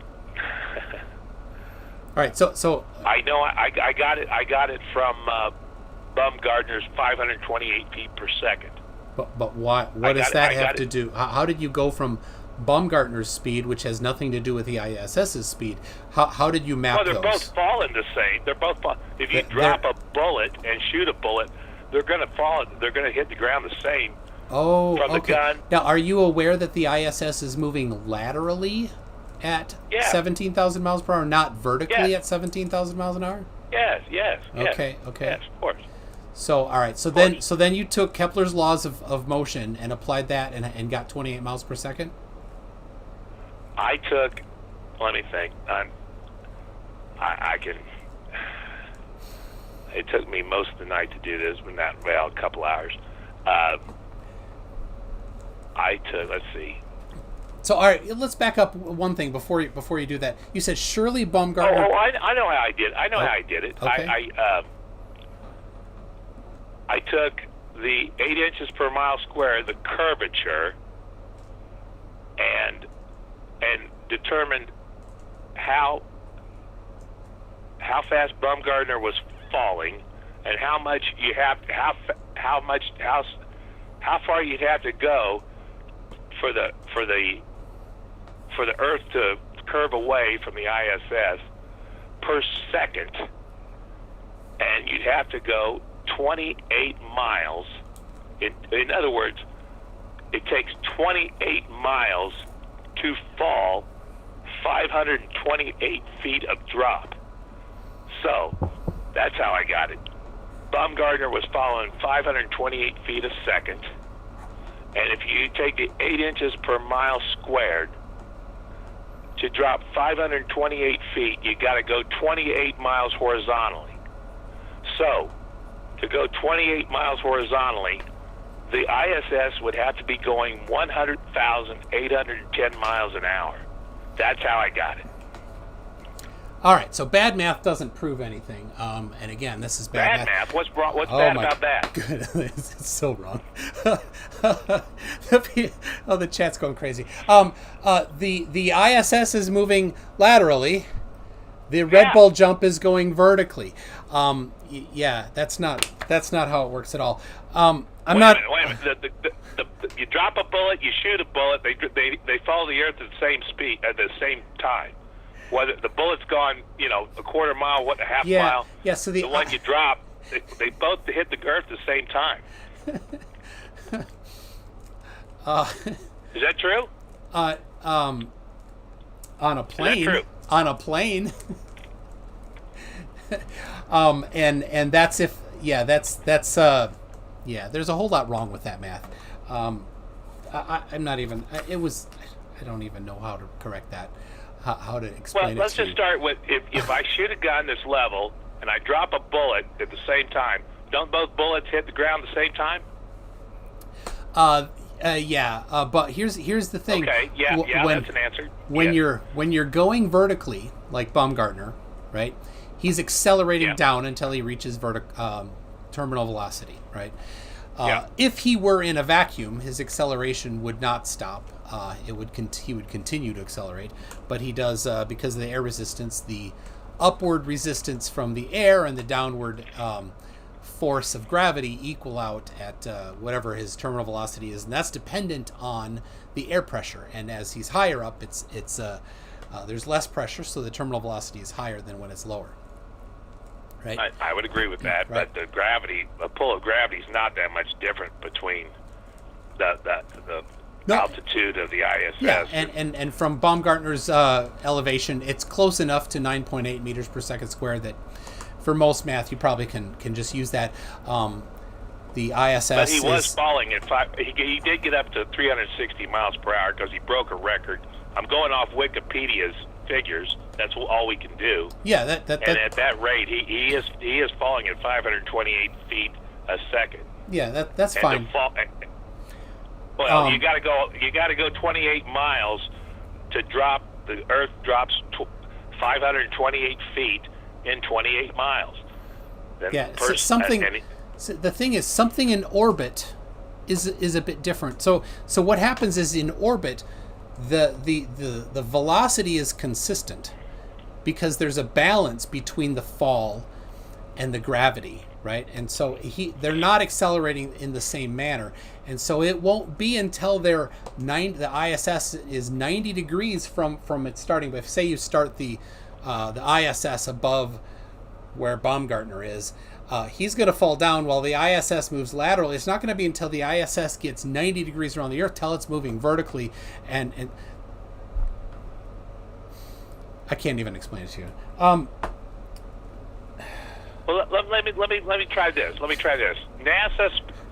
If there's any quote that if anybody gives a damn, I do have my own quote, and my quote is this: I'd rather have a sister that worked in a cat house than a brother who works for NASA. I don't know what that has to do with this. NASA had 135 missions in Apollo and the space shuttle, and they managed to have 4 failures with a full trained crew, and they killed 3 of those full crew, the whole crew, on 3 of the 4 failures in 135 missions. Yet somehow they have set to a NASA's perfectly at speed, at altitude, by remote control, 100% remote control over 4,000 satellites without killing anybody on Earth. How did they do? I mean, you got a full crew on board, and they screwed up 4 times, killed the crew 3 times in 100 missions, but they could do 4,000 by remote control and get them right. How's that? Okay, so just because you don't understand it, got it. So, any actual anything, but because just saying you don't understand it doesn't mean anything. These people are smart. They know what they're doing, and they know math much more than I do. Yeah, we've got somebody saying R dW over dt equals G sub R. I know it's not going to mean anything to you. What's dW? Change in what? It's a differential equation. Did you do differential equations? Did I do differential equations on what? Yeah. Do you know how to take a derivative or do an integral? I don't know. Probably not. Okay, so that's why I can't explain it to you. How about that? Okay. You would need to have enough math to know what a differential equation is in order to have the previous foundational stuff, I think, to as the basis of this, right? You get this in calculus and in the studies past calculus. I've got oh, where is it? Let me get you this book. I'll show it to you.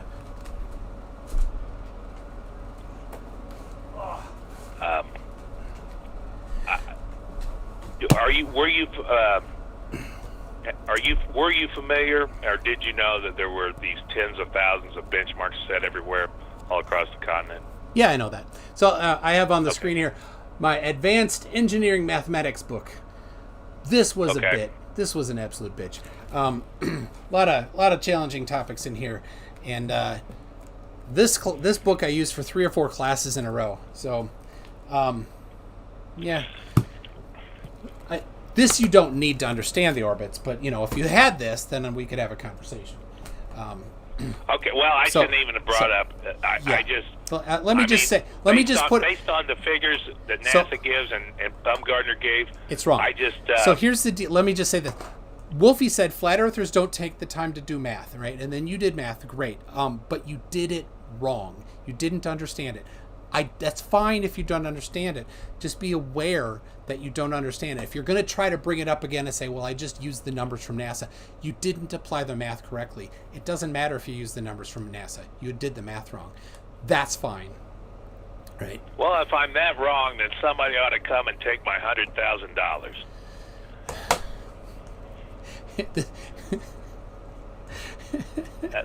That's a what's your bona fide offer that I'm making publicly. Oh, yep. So people keep telling me to ask about the Eiffel Tower from London. I made a mistake on that. I made a huge mistake on that, and I tell you why. Ever since I realized that the Earth is not what they tell us, I was hoping and praying that something would happen. Somebody smarter than me would, and actually, there were apparently 2 videos. One, a woman's voice, and it was a real short video. The video I saw was like 10 minutes long. It was a man's voice, and there were calculations, and they had the Eiffel Towers after this COVID. Everybody was quarantined, and there wasn't much trafficking with vehicles, and maybe the smog lifted. I fell for that. I fell for it. It was a dumbass. But Wolfie, he exploited me and exposed me to the fullest extent. He ran background checks on me, my career, my divorce. Wolfie everything. Did this? I don't think Wolfie did this. Wolfie's people that comment on Wolfie's channel did. Yeah, hell, they found stuff on me that I didn't even know. They found my Rookie of the Year in 1983. I didn't. They found stuff that I didn't even know existed about me. So yeah, they ran background checks for sure. But then all I did was make one comment, an errant comment on one video of his, and that's what they did to me. That they most certainly did. And then Wolfie wanted me to send him a photograph. So, he asked this me if was I was asking about the Eiffel Tower though, not about Wolfie. I fell for it. Okay. I fell for it. Somebody's There's saying a tower. Willaborode Snellius. I don't even know who that is, but somebody said that you should look at that. I don't know what that is, though. So, yeah, I sure. That set me back. It sure did. I fell for that. So, all right. It was designed. It was designed to. Yeah. Now you said Wolfie did all this stuff, but then you changed your story to Wolfie's people. So, I keep it consistent, right? Well, there was comments on Wolfie's channel. They knew when my daughter became estranged. They knew that. They knew they dug up something from 1983. I'm not. It was that you said that Wolfie did it. That's Wolfie different. started asking me for photographs. But Wolfie, I sent him a racing photograph. But Wolfie he says, did I want to see what you look like now. Yeah, but I Wolfie sent him my driver's license. Hold on. Wolfie did not do this background check on you, though, right? It was. So you're saying that Wolfie did the background check, but it wasn't Wolfie that did the background check. No, it was his commenters. It was in the comment section. Just trying to be clear. That's all. No, I'm just saying they knew stuff about me that I didn't even know existed. Yep. So and that it's tough. I keep a lot of my stuff private as well. So. They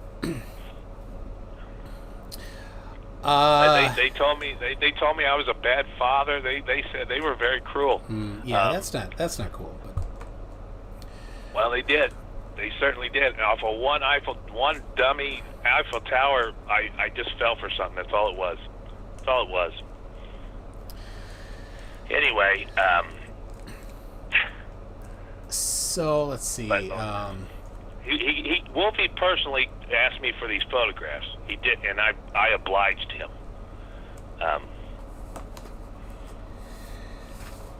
Let's see. Somebody I forgot.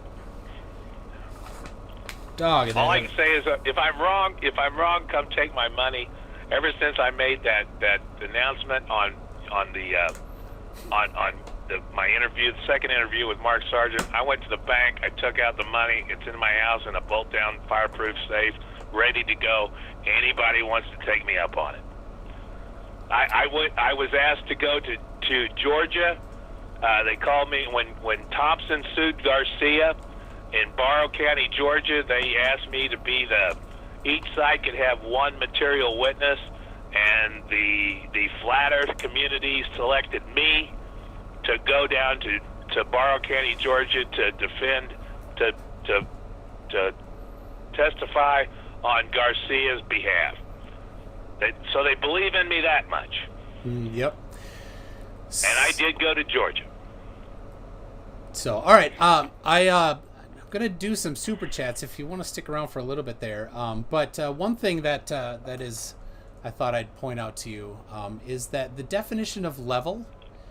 Level is defined as the curved surface of the Earth, or a surface which is everywhere perpendicular to the direction of gravity. So I have on my website at mctoon.net/level a whole bunch of different, and some of these are from Jesse Kozlowski, some are from a guy named Cosmonaut6, and some I added in myself. But just to point out, there's a book from the 1700s called The Theory and Practice of Surveying, containing all the instructions requisite for the skillful practice of this art. This is a version from 1814, but it is first published in the late 1700s.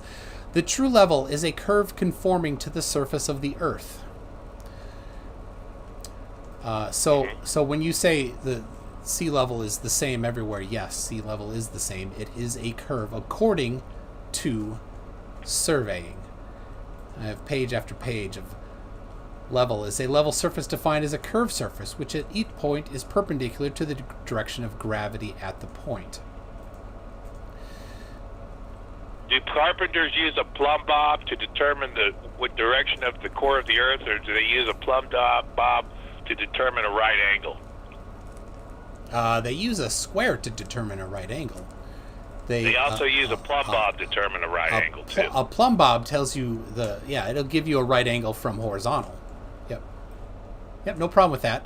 A plumb bob at different points of the Earth diverges from each other. They are not parallel across the Earth, as Jeff, the main surveyor, measured when he measured the reciprocal zenith angles.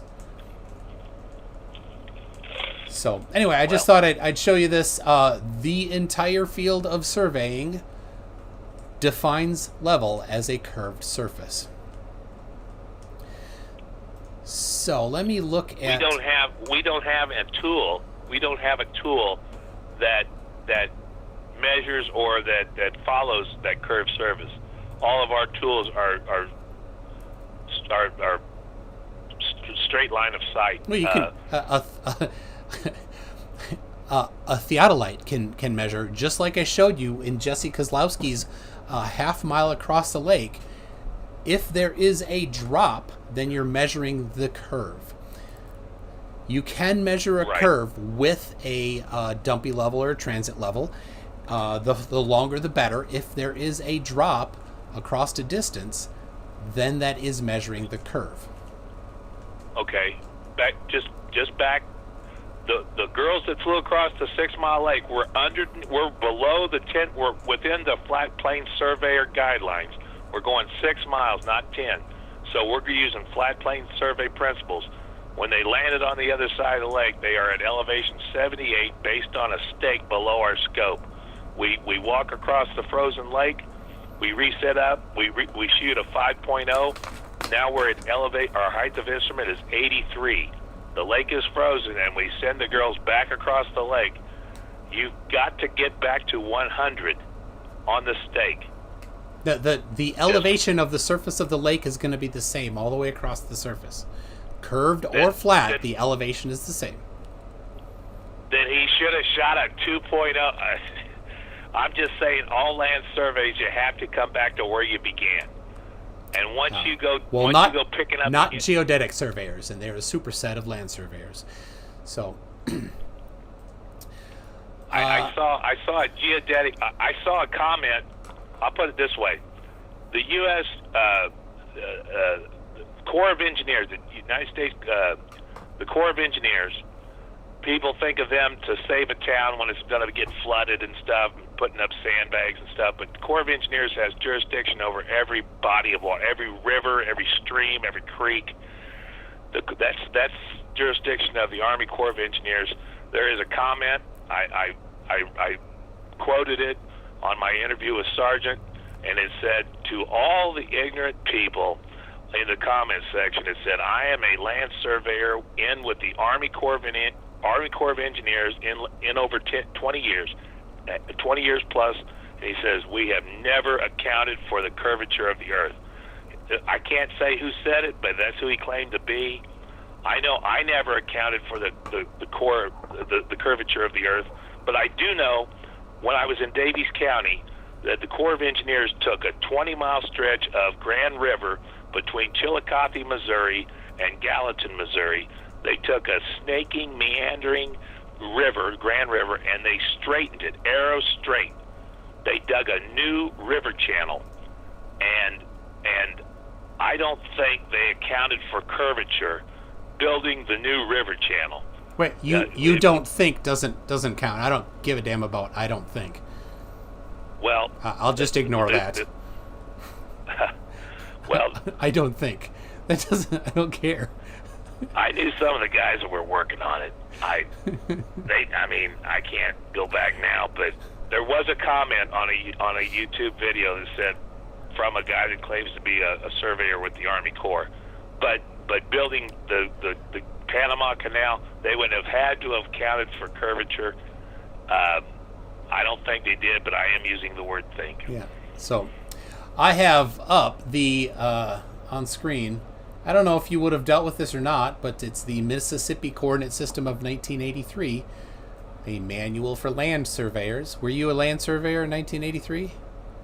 No, I was in college. It was revised in 1996. Were you a surveyor in 1996? Yes. Okay, Missouri Department of Natural Resources, Division of Geology and Land Survey. So this is the book that applied to your industry. It talks about plane surveying and the limits of it, and then it talks about the globe, the axis of rotation, the equator, centrifugal force, gravitational force, gravity. Talks about the geoid. Are you familiar with the geoid? I'm familiar with the rock that has crystals in the center of it. No, that's not what. So they when they're defining the surface of the sea level, or sort of the curved surface of the Earth, they define a spheroid, which would be like the NAD in 1980. NAD 80 is a spheroid, right? So the three state plane systems in Missouri are a projection off of NAD 80. And if you're going to go between state plane systems, right, east and west or right, east and central, you need to go from the state plane system down to the geoid, transfer across, and then bring it back up to the state plane system. So this is your book for your industry. Yes. So maybe this is one you want to have a look at to understand some of the stuff that you're responsible for. So, and it talks plenty about taking the curvature of the Earth into account. It depends what you do. If you're doing small stuff, you don't need to. If you're doing big stuff, you need to. There you go. West zone, central zone, east zone.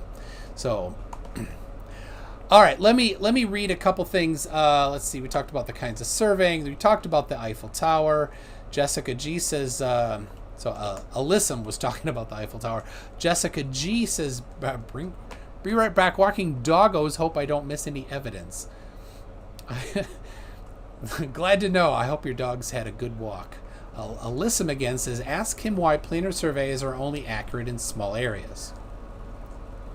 We did kind of cover that already, didn't we? Yeah.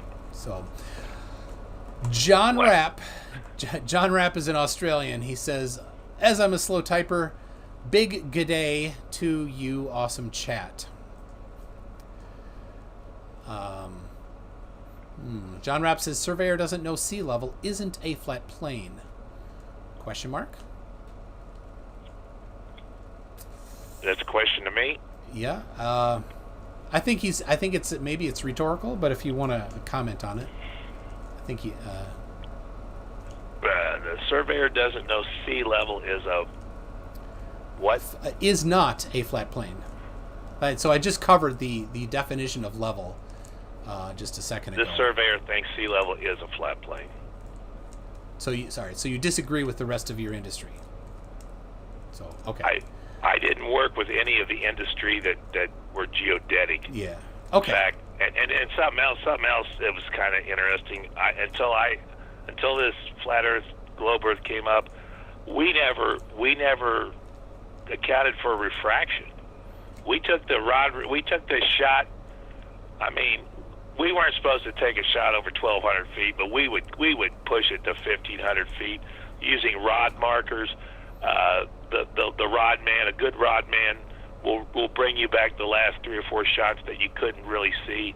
But you could see with a rod marker. Then he would come back and tell you what that rod marker was on, and we would push it to 1,500 feet with the leaks.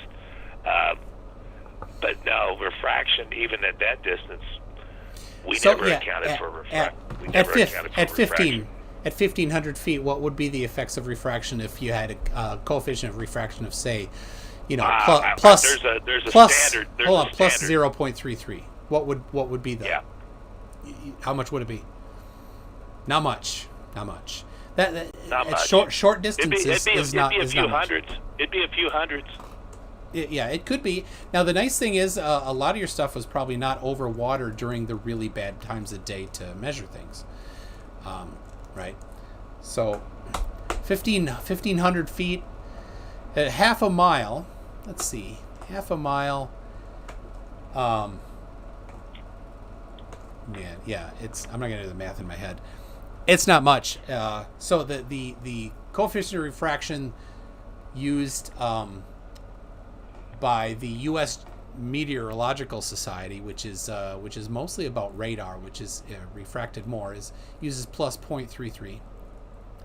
Gauss used plus 0.17, which is what you'd probably use for long distance, or 0.13, depending on your elevation. Right. Well, they never told us to. I believe there is such a thing as refraction. You bet, but we never took it into account. I would like to give one reference that I think is pretty compelling. Whoever did the Rock Creek video on YouTube, Rock Creek, I think that's a hell of a video. Over the frozen lake, with the snow-covered frozen lake. Have you seen that? Rock Creek? I've seen a couple, and of course the lapse rate. The lapse rate. Now, do you have frozen lakes in Missouri? I don't know if you're far enough north to get. Yeah, no, the lake. I mean, as far as to drive over, I'm sorry, Rock Lake video. Yeah. So if anybody. Okay. Have you? I don't know. Have you been ice fishing? How about that? No. Okay. I haven't. The difference in temperature from where your feet are to where your head is drastic on a frozen lake. It is very brutal sometimes. If you don't have good boots, it is absolutely terrible. Well, I've sure cracked enough ice on a pond for the cows to drink. Yeah, so, I have done that. Okay, so here's the deal. The lapse rate on a lake is significant if it's frozen. Very significant. So, and lapse rate, determines coefficient of refraction, right? Right. So the coefficient of refraction over a frozen lake is very high. It can be 1.0 or higher. So doing observations over a lake without taking refraction effects into account is pretty bad. I would never trust any measurements over a frozen lake if they did not take refraction into account. Measuring. Well, this guy had a level P900 camera that was less than a foot off the ground. Exactly the opposite of a good way to do measurements. Yeah, because like I said, you need to take into account the lapse rate, and you didn't mention anything about lapse rate. So did they measure the temperature at 1 foot and the temperature at 3 No, feet? he didn't. So then I don't give a damn about any of those measurements because they don't know the lapse rate. And on a frozen lake, it can be more than 1.0. So I would expect that at 1 foot elevation, you can see indefinitely far because the lapse rate can be 1.0 or higher. Do you know what a lapse rate of 1.0 is? What that means? Okay. Lapse rate of 1.0, coefficient of refraction of 1.0 means that the arc that the light travels is equal to the arc of the radius of the Earth. So you can see indefinitely far. Really? Yes. There is refraction is the same as the curvature of the Earth.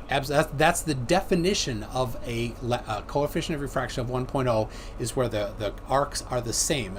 Coefficient of refraction of 0 is no curve at all, and you basically don't see that.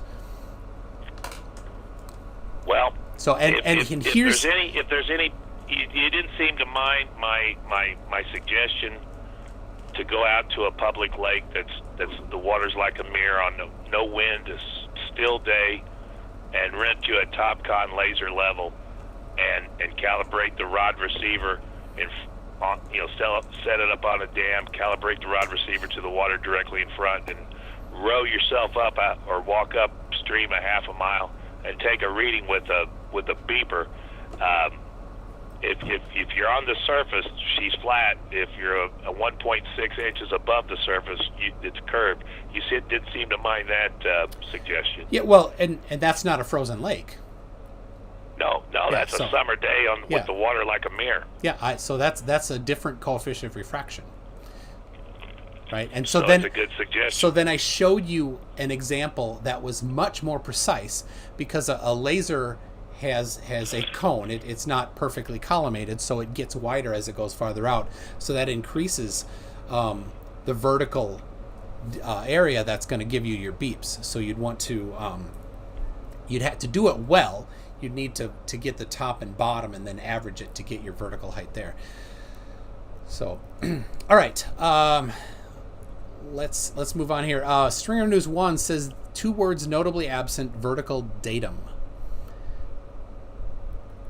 So I think he has some good background in surveying. So John Rapp is asking, are we getting to see why sea level is flat or curved? And we did cover that, John Rapp. Surf, hey, you know Surf. What is Ray's explanation for selenilian? I saw his comment on that video we've had dialogue on. Is that the computer program for the stars? Is that what he's talking about? No, that would be stellarium. The selenilium. I'm sorry. Stellanilian is when you see the sun at the same time as you see the moon being eclipsed by the Earth. So you see the lunar eclipse. All I know is I shared that some guy with wearing a hood with glasses and facial hair, him and his girlfriend, was on the east side of St. Louis. On the Illinois side, they filmed a lunar eclipse, and the shadow of the moon came down from the top down, which was, in my opinion, the wrong direction. It should have came from the bottom up. And the guy that's doing the filming, this poor bastard was so indoctrinated, he starts flinging his arms and tries to explain the inexplicable right before your eyes. I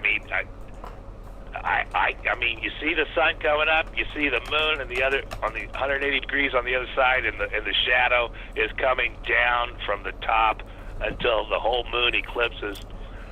and I would have thought that the shadow would come Okay, so the other. so there's actually no problem with that. So here's the question to you then: how, if the Earth is flat, how does an eclipse happen? I don't know. I mean, there's a lot of things that flight from Santiago to Perth or Sydney, yeah. Sydney, yeah. Yep. QF-24. There's it. I can't explain that, but I don't think you can explain these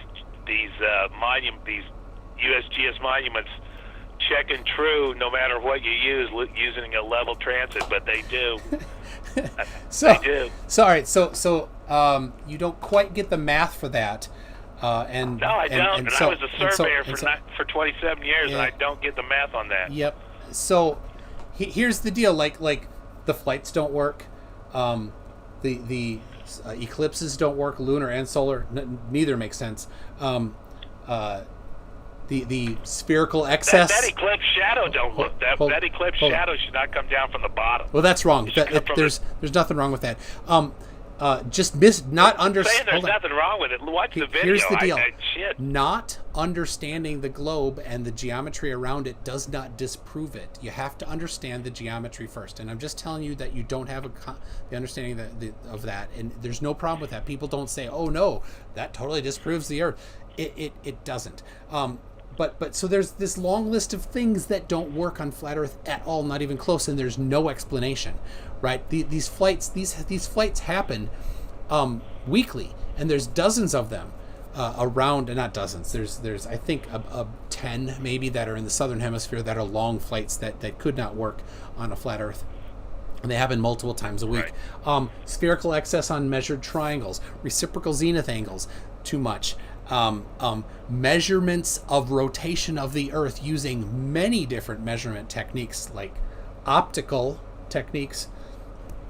This is a really cool one. They evacuated the air out of a chamber. They used strong magnetism to levitate a plastic ball that was spinning, and they measured the change in spin to measure the rotation of the Earth. They put superfluid helium-4 in a little toroid, and they put a sensor in it to measure the rotation of that superfluid helium, which doesn't have any viscosity, so only the rotation of the Earth imparts a movement on it, and they measured a movement on it. All these things measure things that cannot happen if the Earth is flat, but totally work on a sphere. You brought up flights, and recently in the news, I'm no pilot. Thought about getting my pilot's license because I got bored with my retirement. But you brought up flights, and right now nobody's flying. The air traffic is predominantly cargo, supply and demand. Anchorage, Alaska is the 67th largest city in the United States. It's isolated up by the North Pole. And right now, Anchorage, Alaska, with cargo, just doing supply and demand, is the busiest airport in the world right now. It's on the news, it's on YouTube. What's the busiest airport in the world?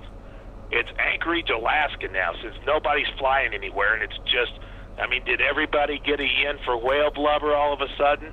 Why the hell is Anchorage, Alaska the busiest airport in the world now? Answer the question if you have it, I guess. I don't. Well, if you look at the flat Earth map, it kind of tells you why it might. But on the globe, it sure as hell don't tell you why it is. But that's in the news right now. Now, since nobody's flying, why do you think that's a problem? Why do I think it's because if it's all supply and demand, it shouldn't be going through Anchorage. Why? Why? Unless everybody wants whale blubber, I just don't see why food, medicals, whatever cargo people need, supply and demand. Why is Anchorage the busiest airport in the world? With COVID-19, it's become the busiest airport in the world. But why is that a problem? Because it doesn't make any sense. Why does it not make any sense? Just saying it doesn't make any sense doesn't make it not make any sense. I'm asking, why does it not? Geographically, just just supplying people with what they need, that needs air travel. It I don't know why it has to all go through Anchorage. Okay, so, but that doesn't mean anything, though. If it's like this, it's a fact. Are you trying? It's a reported fact right now that there's more takeoffs and landings in Anchorage than any place else. But you're not making any. Like, why does that matter? Why because is that? The world is air traffic has changed drastically because of this pandemic. It's not people want desired locations that people want to go. It's supply the people that people need, that needs to get to the people. It's not. It's product. It's not people. Okay. It's product to the people. And Anchorage, I doubt if Anchorage is in the top 1,000 largest cities in the world, but it's the 67th largest city in our country. But right now, it's the busiest airport in the world. More takeoffs and landings right now. But you've not made a point. You've just said. What the hell are they all taking off and landing in Anchorage for? Well, it could be that it's a convenient spot partway between Japan and the rest of the United States. If you plot it out on a great circle, it's a pretty good central point there. Okay, it looks pretty isolated on the globe to me. And it's a pretty small town to be the most busiest airport. They're not. It's the airport isn't. It's a pretty small airport, but that's where the most takeoff and landings are on a daily basis right now. I have on the screen right now a line, a great circle route between Japan and Southern California. Yeah. Right? And it goes very close to Anchorage, Alaska. Yeah. So, I don't know if there were things going between between Japan and the United States, Anchorage would be a great place to stop, take some stuff off, distribute it to another plane to continue going. It's partway between many parts of Asia and even the Indonesia area and the United States. It's a great central point. So I don't know what that's an issue. So yeah, it wasn't that busy when people were traveling, but now it's the busiest. So sounds great. I don't know what the problem is. So all right. So you brought up nothing there. All right. Let's I don't know. Let's move on here. John Rapp, level is not flat. That's your problem, says John. Bearded Devil. Do you know him? He's a good guy. He says, I just tuned in and already inclined to ask, Dear Flat Earther, what's the rate of bottom-up disappearance of an object on a flat surface? Thanks. What's the rate of? Yeah. How do we? What's if things disappear bottom up with increasing distance over water? So what's that rate? What's the formula for that? I don't know that formula, but I know the girl she disappears feet first and up to the hem of her dress and on up. Yeah. So why? Point of diminishing returns. I don't know the formula on that. Okay. So I don't. Okay. Good. Let's see. Can I use a stadiated 90 millimeter Celestron to survey? Says Don Giovanni. A Celestron is a telescope. So if you can affix it to something so that you can get vertical and horizontal angles like in a theodolite, you certainly could. They did use telescopes in the 1900s and 1800s to do surveying. So that's all a transit is a telescope on a level. Yep. That's all it is. Stringer News 1 has a sticker that says "Game Over." Thank you, Stringer News 1. Alyssum, remind him that there is a reason he fell for the Eiffel Tower. What is the reason? A reason I said I made a mistake and I fell for a. What more you want from me? Yeah. I admitted it. Yep. William Foley says, based on the math, skills, he'd go back and resurvey everything that you surveyed in the past. Naughty William, that's a little rough there. Willie Merck. Oh, that's a good one. Why don't you pay the $100,000 to go to space yourself? I don't think you can go to space just yet. But would you go? It's a question. Say the not SpaceX, the Blue Origin or the others. They're working on commercial space travel. So would you go up in for a half hour, an hour in space? Would you do that? Well, you're asking me if I'd do that? No, I don't think I would. And I nominate Boeing, the company. I nominate Boeing as the educator of the year, because before the 737 acts, most people couldn't tell an Airbus from a Boeing, and now the common man, the layman, can tell a 737 from a 320. So in plain ID, I think thanks to Boeing, they've increased our IQ for plain ID worldwide. Those who know do, those who don't teach. And Boeing has taught us how to determine an Airbus from a Boeing. So I nominate Boeing for Educator of the Year. So why would you not go to space? Say it wasn't on Boeing, but it was on the in one of the others. Safety? I don't know. I've flown. I'm not afraid of flying. The older I get, the more cautious I get. I guess is my answer. I used to drive race cars, and I'm not sure I'd do that anymore. Yeah. Accidents tend to get a little worse as you're older, I suppose. Oh, I've flipped in a sprint car more times than I know. Probably 14, 15 times. Been injured twice. All right, so let's see. Alyssum saying, we didn't need to run background checks. He kept bringing it up. He even told us that his family didn't invite him to his own mother's funerals. He gave out the names and addresses of his family members.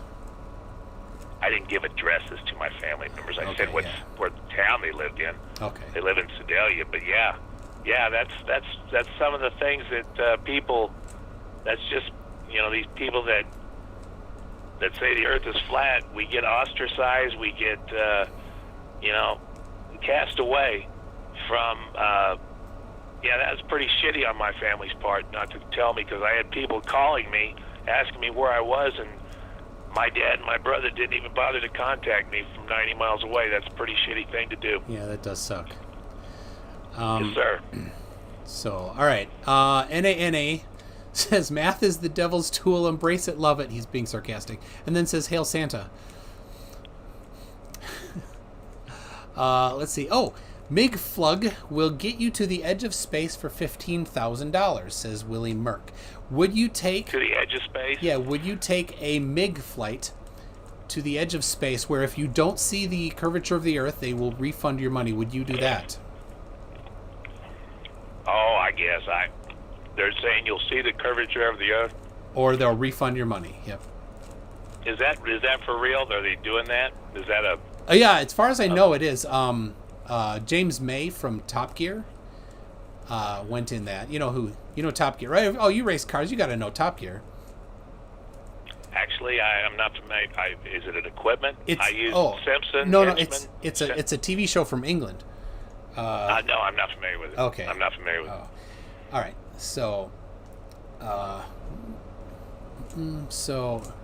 Von G. What did Baron Von G? Hold on a second. What did Baron Von G do? I gotta see. Ooh, yeah, that's definitely time him out. Let's see. Beach 8 says, stop listening to Sargent. He's lying to you. And I agree. Mark Sargent is not telling the truth. I don't think Mark Sargent thinks the Earth is flat. I think it's his job. It's his career. And he can't change it. If he were to say the Earth is not flat, there goes his income stream. So he's a bit tied to it. I've interviewed with Mark twice, and all I can know, he asked me to go to Georgia for Garcia, and he's always treated me with respect. I've never seen him do or say anything that would make me doubt his sincerity on the focus of his work right now. So I disagree with that. Somebody said you race MGs. You don't race MGs. My friend races MGs. So, let's see. And Hugh Jars. Are you familiar with the work of Hugh Jars? I am not. Yes, Hugh Jars is pretty good. If you take away passenger traffic, the busiest cargo airport becomes the busiest in the world. It's obvious. So, and I have been to Anchorage, and they have a lot of land there. A lot of land. Alaska's massively huge. Yeah. And it is. so if you were to have a place that's conveniently sort of in between two other places, and you wanted to store things there, a place with a lot of land would be good. Also, it has a major seaport in Anchorage. It's called Anchorage for a reason, because you can anchor there. So that's how they got the name. Yeah, the bay comes all the way up to this point, and right at the tip of the point is where Anchorage is. So I was last July, almost a year ago right now, I was in Anchorage, and we went down to Kenai, and the Kenai River goes right down into that same bay on the Kenai Peninsula. So we saw lots of ships going by. Yeah. I bought a new house in Kansas City in 2000, and my house and my entire yard is supported by limestone pillars 50 feet apart. Kansas City has the largest subtropolis in the world, and most people don't know that. And if you just want an interesting fact, it's off the subject, but the owner of the Kansas City Chiefs stole all the mineral rights to Kansas City.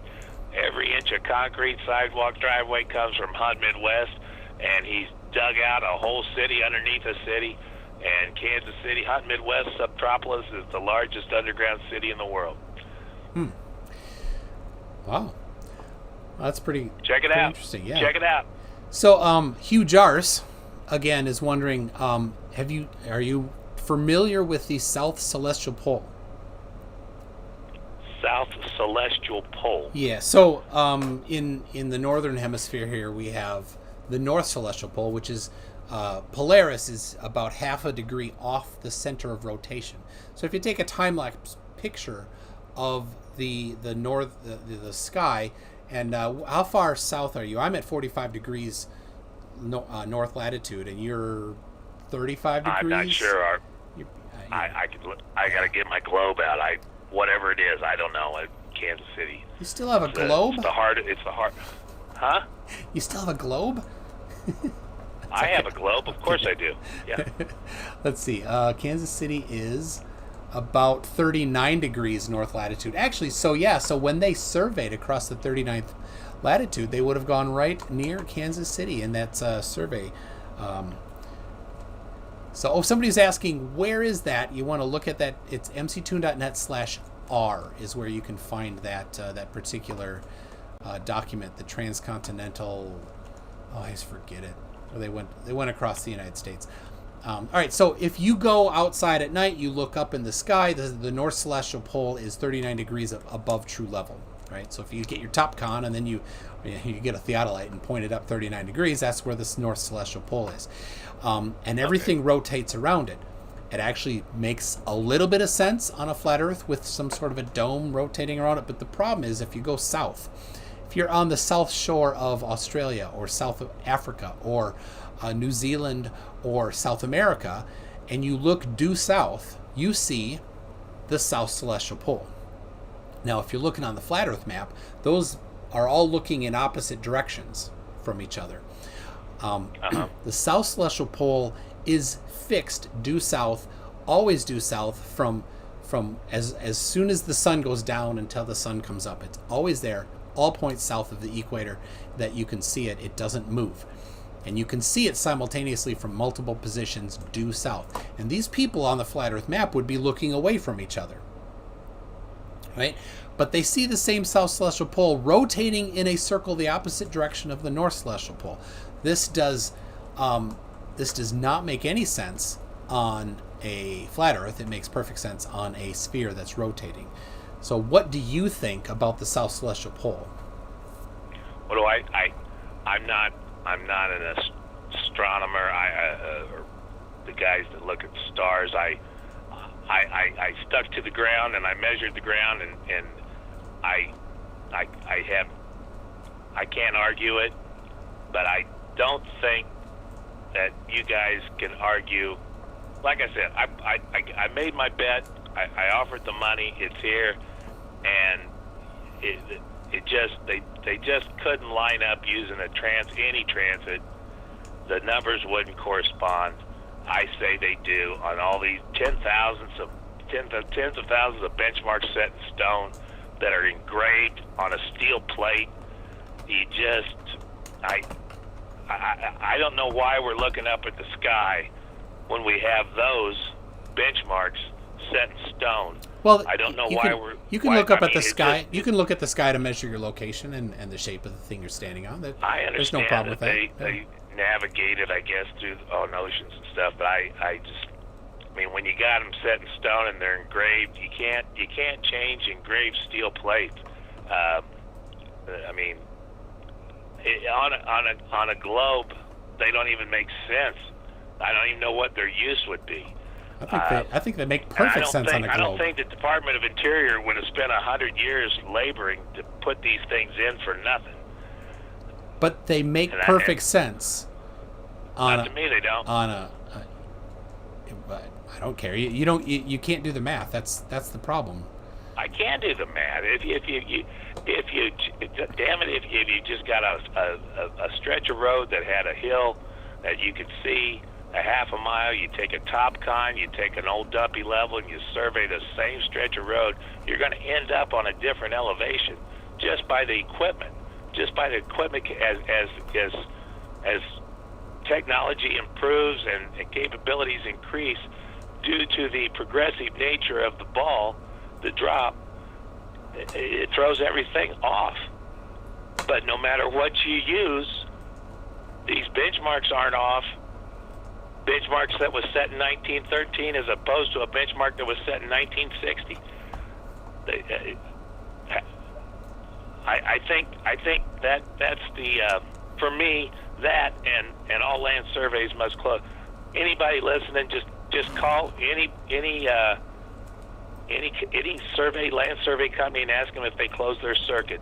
I called the 5 here in Kansas City. I got to speak to 4 of them. I got to speak to a technical person in 4. I said, "Do you close your surveys?" And the answers were yes, of course, you bet we do, absolutely.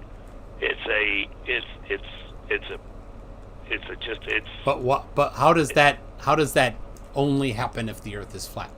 How does that rule out because that the Earth it doesn't is a matter sphere? how many times they relocate the transit.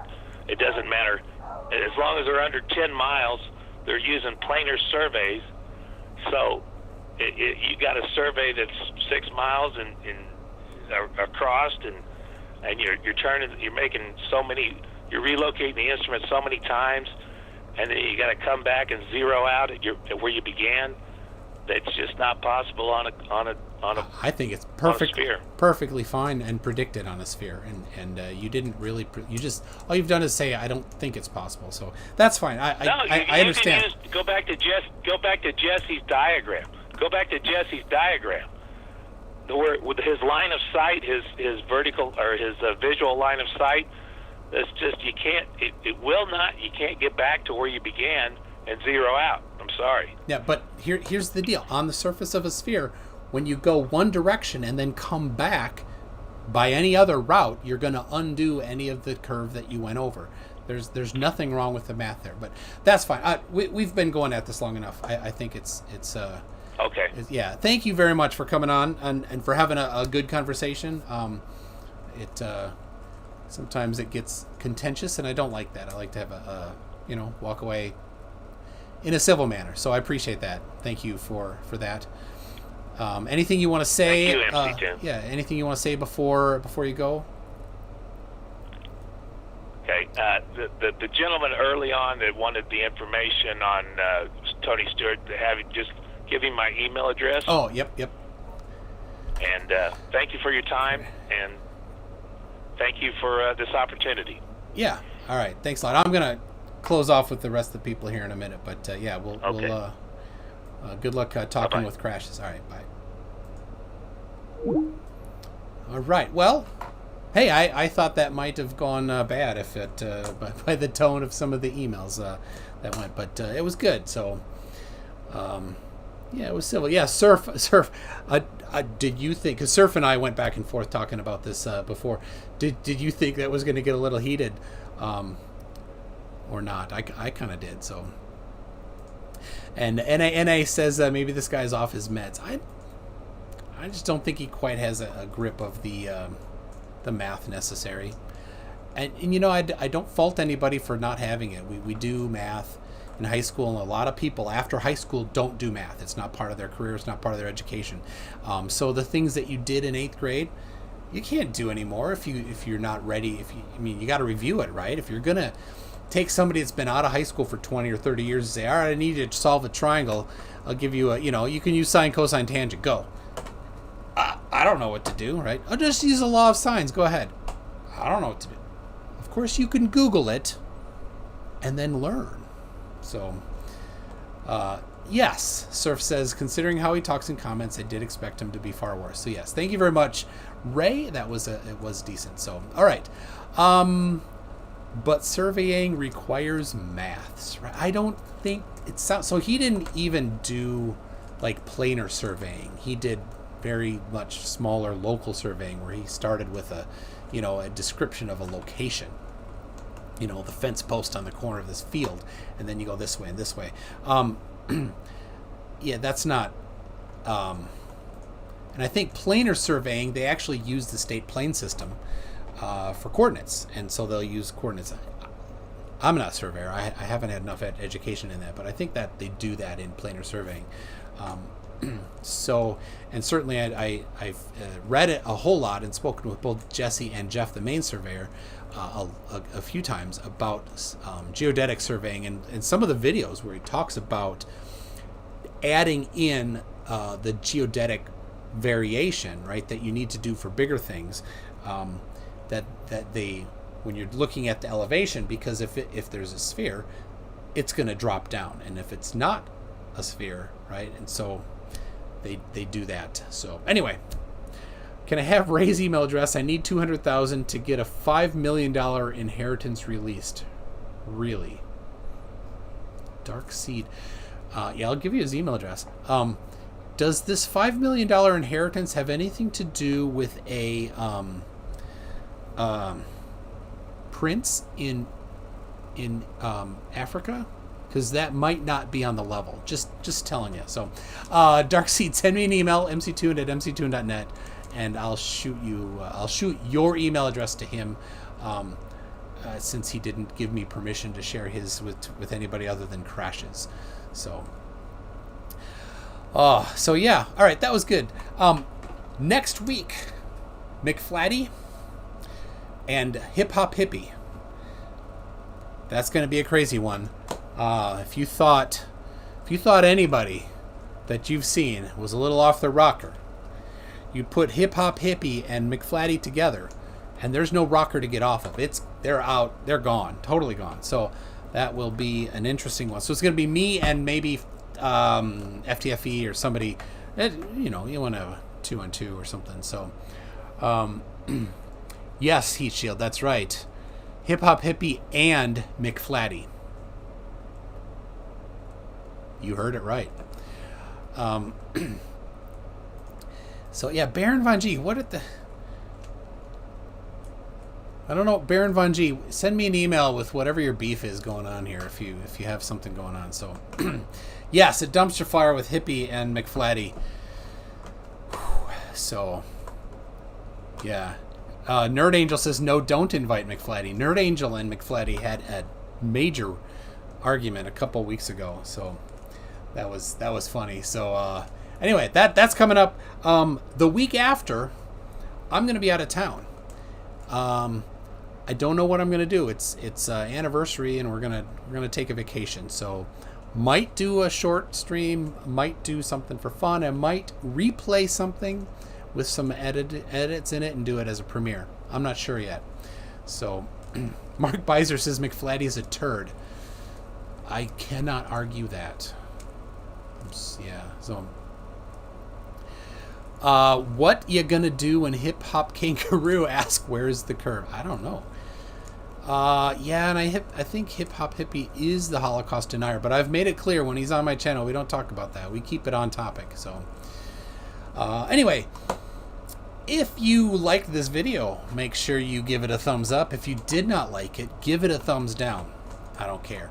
If you have something to tell me, put it in the comments. I'd appreciate if you gave a subscribe and even click the bell if you haven't done that yet.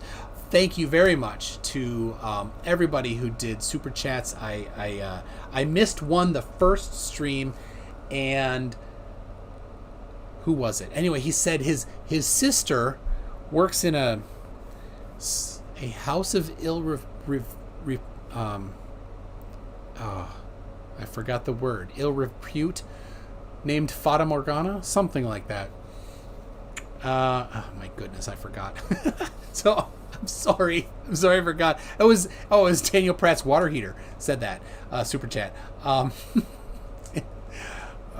Daniel Pratt's water heater. Good on you. That's a tough thing. All right. Thank you to my channel members, to my patrons, and to everybody that supports. And if all you do is watch it, super. If all you do is share it somewhere on YouTube or Twitter or Instagram or MySpace, that's awesome. NA says, I hated every second of this. Thank you very much. Oh, yeah, Manabrat said, review Hip Hop Hippie on FDFE's debate with him. All he said was, there is no curve, no argument of anything. So, all right, that's that. I'm going to get out of here. Let me see. I got my outro video coming, and we'll catch you all later. Thank you very much.